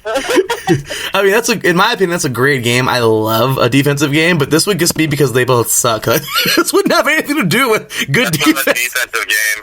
That's not a defensive game at all. That's two teams that actually just can't do anything on the offensive side of the ball. Even if the defense basically let them do it, they still wouldn't be able to find the end zone and do anything with it. That's true. That's really sad, but it's true. So, next up, Dolphins at 1-7. Hey, they won a game, y'all. And the Colts without Jacoby Brissett at 5-3. Jess? I'm going Colts. Yeah, that's a pretty safe pick. Brian? I mean, it is a pretty safe pick. I mean, you're a little concerned with Brissett now out, but again, it's also the Dolphins. And yeah, they finally won a game, but they're still the Dolphins. They don't have much left on the team, and yeah, so that's probably going to be the Colts. I'm pretty sure here. They have the Colts by 10.5 points on the ESPN Score Center app, courtesy of the ESPN Score Center app. I'm going to go, yeah, that's pretty fair. I'm going to say Colts. If the Colts were going against any other team, I would probably pick the other team, but because it's the Dolphins, I'm going Colts. Yeah, I'm going Colts big time. It's going to be pretty ugly, I think. I'm going to say final score 24-7. And I'm just, I mean, I know it's not that ugly, but I'm just saying with Brissett, it might be like 35, maybe even 42, because but anyway. Okay, in the chat room, Texas, thanks for picking along with us tonight, Texas. He says, Dolphins 17, Colts 13. Oh my gosh, he's having a ball right now. Texas is cracking me up, but that could be, who knows. Panthers, 5-3. And they are, Cam Newton, unfortunately, now has been put on IR, so that sucks. Last week, the Panthers showed that, I mean, the Panthers are weird. The Panthers are so weird.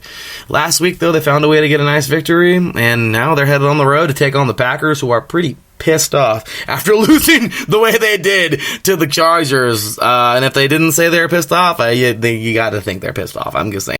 But the Packers at 7-2, and yeah, this should be an interesting game. Jess?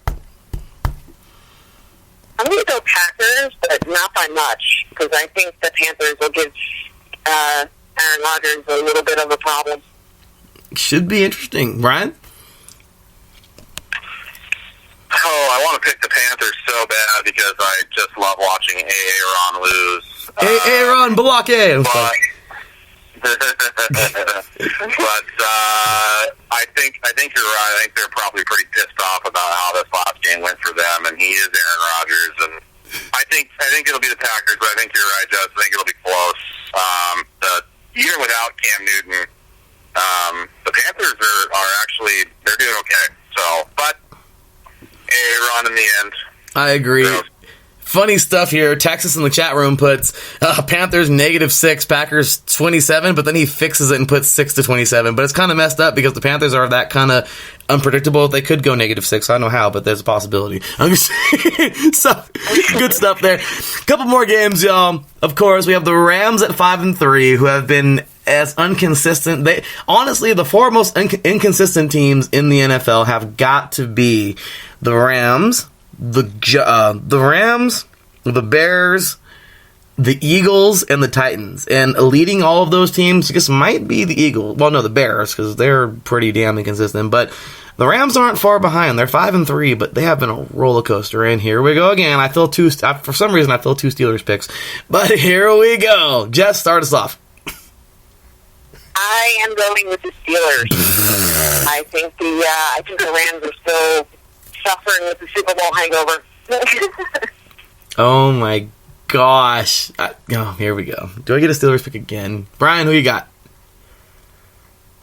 This is so tough. I usually always pick against the Steelers just because of I'm still sore from Super Bowl 40, even though it was forever ago. Wow. But the Rams, another division rival, they definitely had a bad case of Super Bowl hangover and are inconsistent as can be. But I think in the end, I still think they're better than the Steelers are this year, so I'm going to go Rams as much as that hurts to do. Well, somebody picked the Rams, because Jess sure wasn't. Okay. I knew she wasn't going to do it. Yeah, Jess is... And you know what, too? Jared Goff got his money, and now he's just pretty much shit in the bed, so... I'm sorry. True story. That was funny. But so, in the chat room, Texas says 42-17 Rams. I don't think it's going to be that much of a lopsided affair. I do feel that the Rams are going to win this thing, but I don't think it's going to be by much. The Steelers are a fighting team. They've proven to be a fighting team. No Big Ben. Mason Rudolph has been playing pretty decent. TJ Watt is a gosh damn monster. I'm really excited to see this game. This is going to be I would love it to be a defensive battle, which I don't think it is. I'm going to say 31-27. The Rams find a way to win this thing late. It should be a pretty good game. All right, Sunday Night Football. Here we go. You're going to piss off either Texas or Edwin. They're probably both listening. I know Texas is. But here we go. 6-3 Vikings. 6-3 Cowboys. The Vikings have proven me wrong this year that they are a very good football team. I was salty about them beating the Raiders earlier this year. What could I say? And I was giving Caitlin a hard time. She's a Vikings fan. I know she probably gave me a hard time on her show. But I'll tell you what, this is a very tough matchup. The Cowboys, the primetime face-off between those two guys was awesome just a little bit ago. And yeah, Edwin said, I don't know if you guys are listening, but Edwin said... Oh boy, Texas is already going off in the chat room. He says, Cowboys. How about them Cowboys in all capitals? And yeah, the Cowboys, Edwin said that they're going to put up a 50 burger on the Cowboys. And he was actually really serious about this. And Thielen, I guess, is on the fence with injury. I don't know, but Thielen, he said with Thielen 49 points, with Thielen 54 points or something like that. And without Thielen, 49 points. I think it was somewhere along those lines. Sorry, Edwin, if I messed up your prediction. But with Thielen, Texas said, I think 31. What is the score? He's put it in the chat room. 31-27 Cowboys. I think he said without Thielen, it'd be like 31-17 or something like that. Cowboys. But I don't know. What are your guys' thoughts on that? It's interesting. So, Jess, start us off. I'm going to go with the Cowgirls. It's a tough one. I was going to go with the Vikings, but I don't know how long Kirk Cousins could be, consistent and, stuff like that. So I'm going to go with the Cowgirls. He's probably going to say something in the chat room. I could feel it. But, all right, we got next up, Brian, what you think, man? I hate the Cowboys so much. I just really do. Look at us. We're America's team. Whatever. Shut up. God, but they're such an evenly matched team, like both of them. You look at their numbers, and I just because I hate the Cowboys, I'm going to pick the Vikings. But man, this game could go either way, and I'm happy that it's a primetime game because it'll be an entertaining one. They're both picking the Cowboys. No. Brian's picking the Vikings. I'm going to go Vikings, but I mean, it could go either way. But yeah, I'm not going to. It's hard for me to pick the Cowboys. I'd rather vomit. Texas says we dominate Kirk Cousins every time. I love our cowgirl cheerleaders. Well, and oh boy, yeah, I could already see Reverend Dave. He put cowgirls. # cowgirls going to lose their division. The Reverend Dave is this is, oh my gosh, these guys. Okay. Truthfully, okay. From what I've seen this year from the Vikings, it's so hard to pick against them. The Cowboys have every chance at winning because they're home, number one, and because they got a monster back there named Ezekiel Elliott. The offensive line is amazing. Hopefully everyone plays. I just feel like right now the Vikings are on a roll and they're playing great football. If the Vikings can generate a pass rush, they will win this game. However, I really think, because they're home, because of the fact that Zeke is going to do what Zeke does, I'm sorry, Edwin, I'm going to go with the Cowboys to win this thing. I'm going to say final score 35-31 in a freakishly good game. It could be either way. I really think so, but I think the Cowboys are going to ride the home wave. It's going to be a good football game, so looking forward to that. And then, of course, Monday Night Football, where I talked about it. Each of these two are picking their teams, and I guess it's all left to me, right? So, long story short, the Seahawks are at 7-2. Good football team. They've done plenty. Pete Carroll is without a doubt. Of course, I'm a very biased USC fan. Pete Carroll fight on.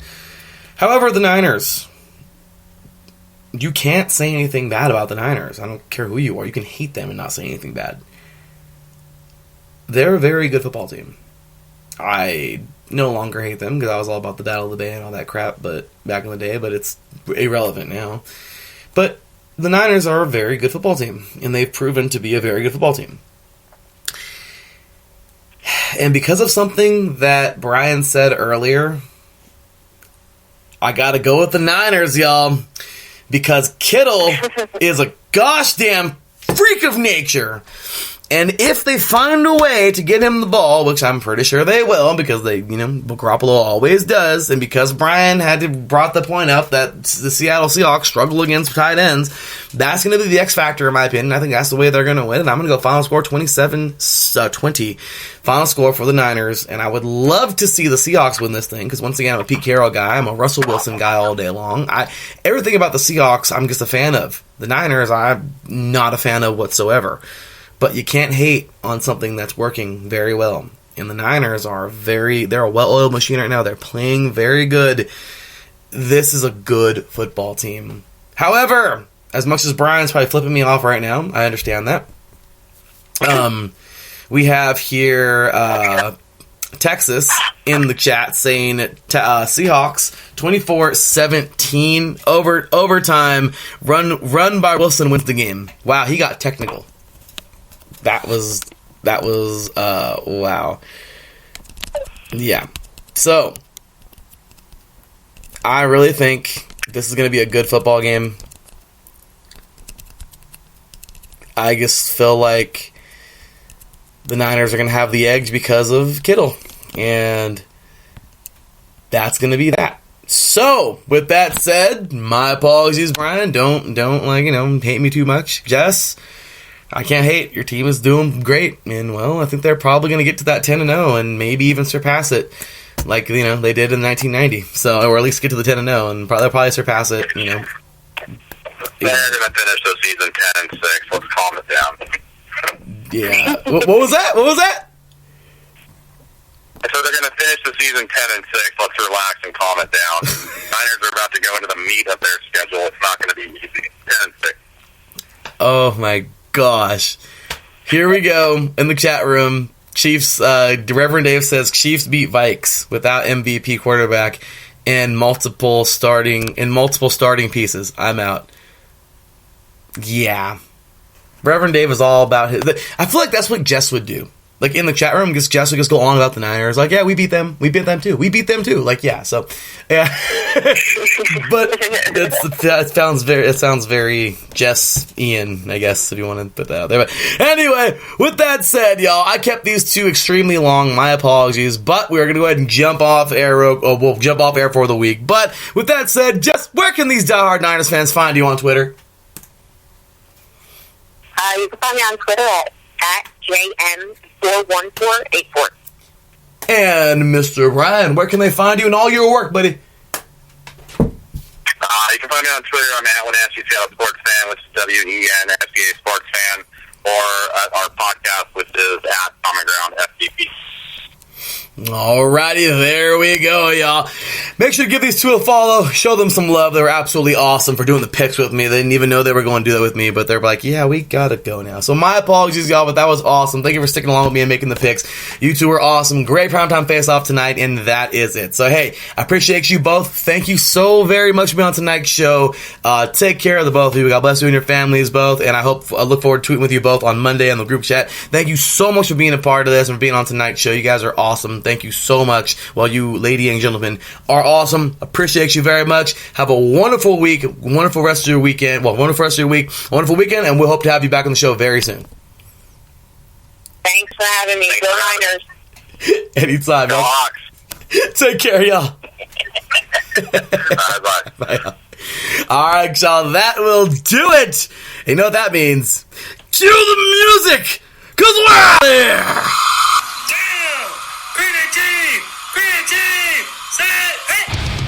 It was a fun one tonight. My gosh, we almost went the distance. I mean, here we go again, but that's how the show goes. That's what we do and how we do things.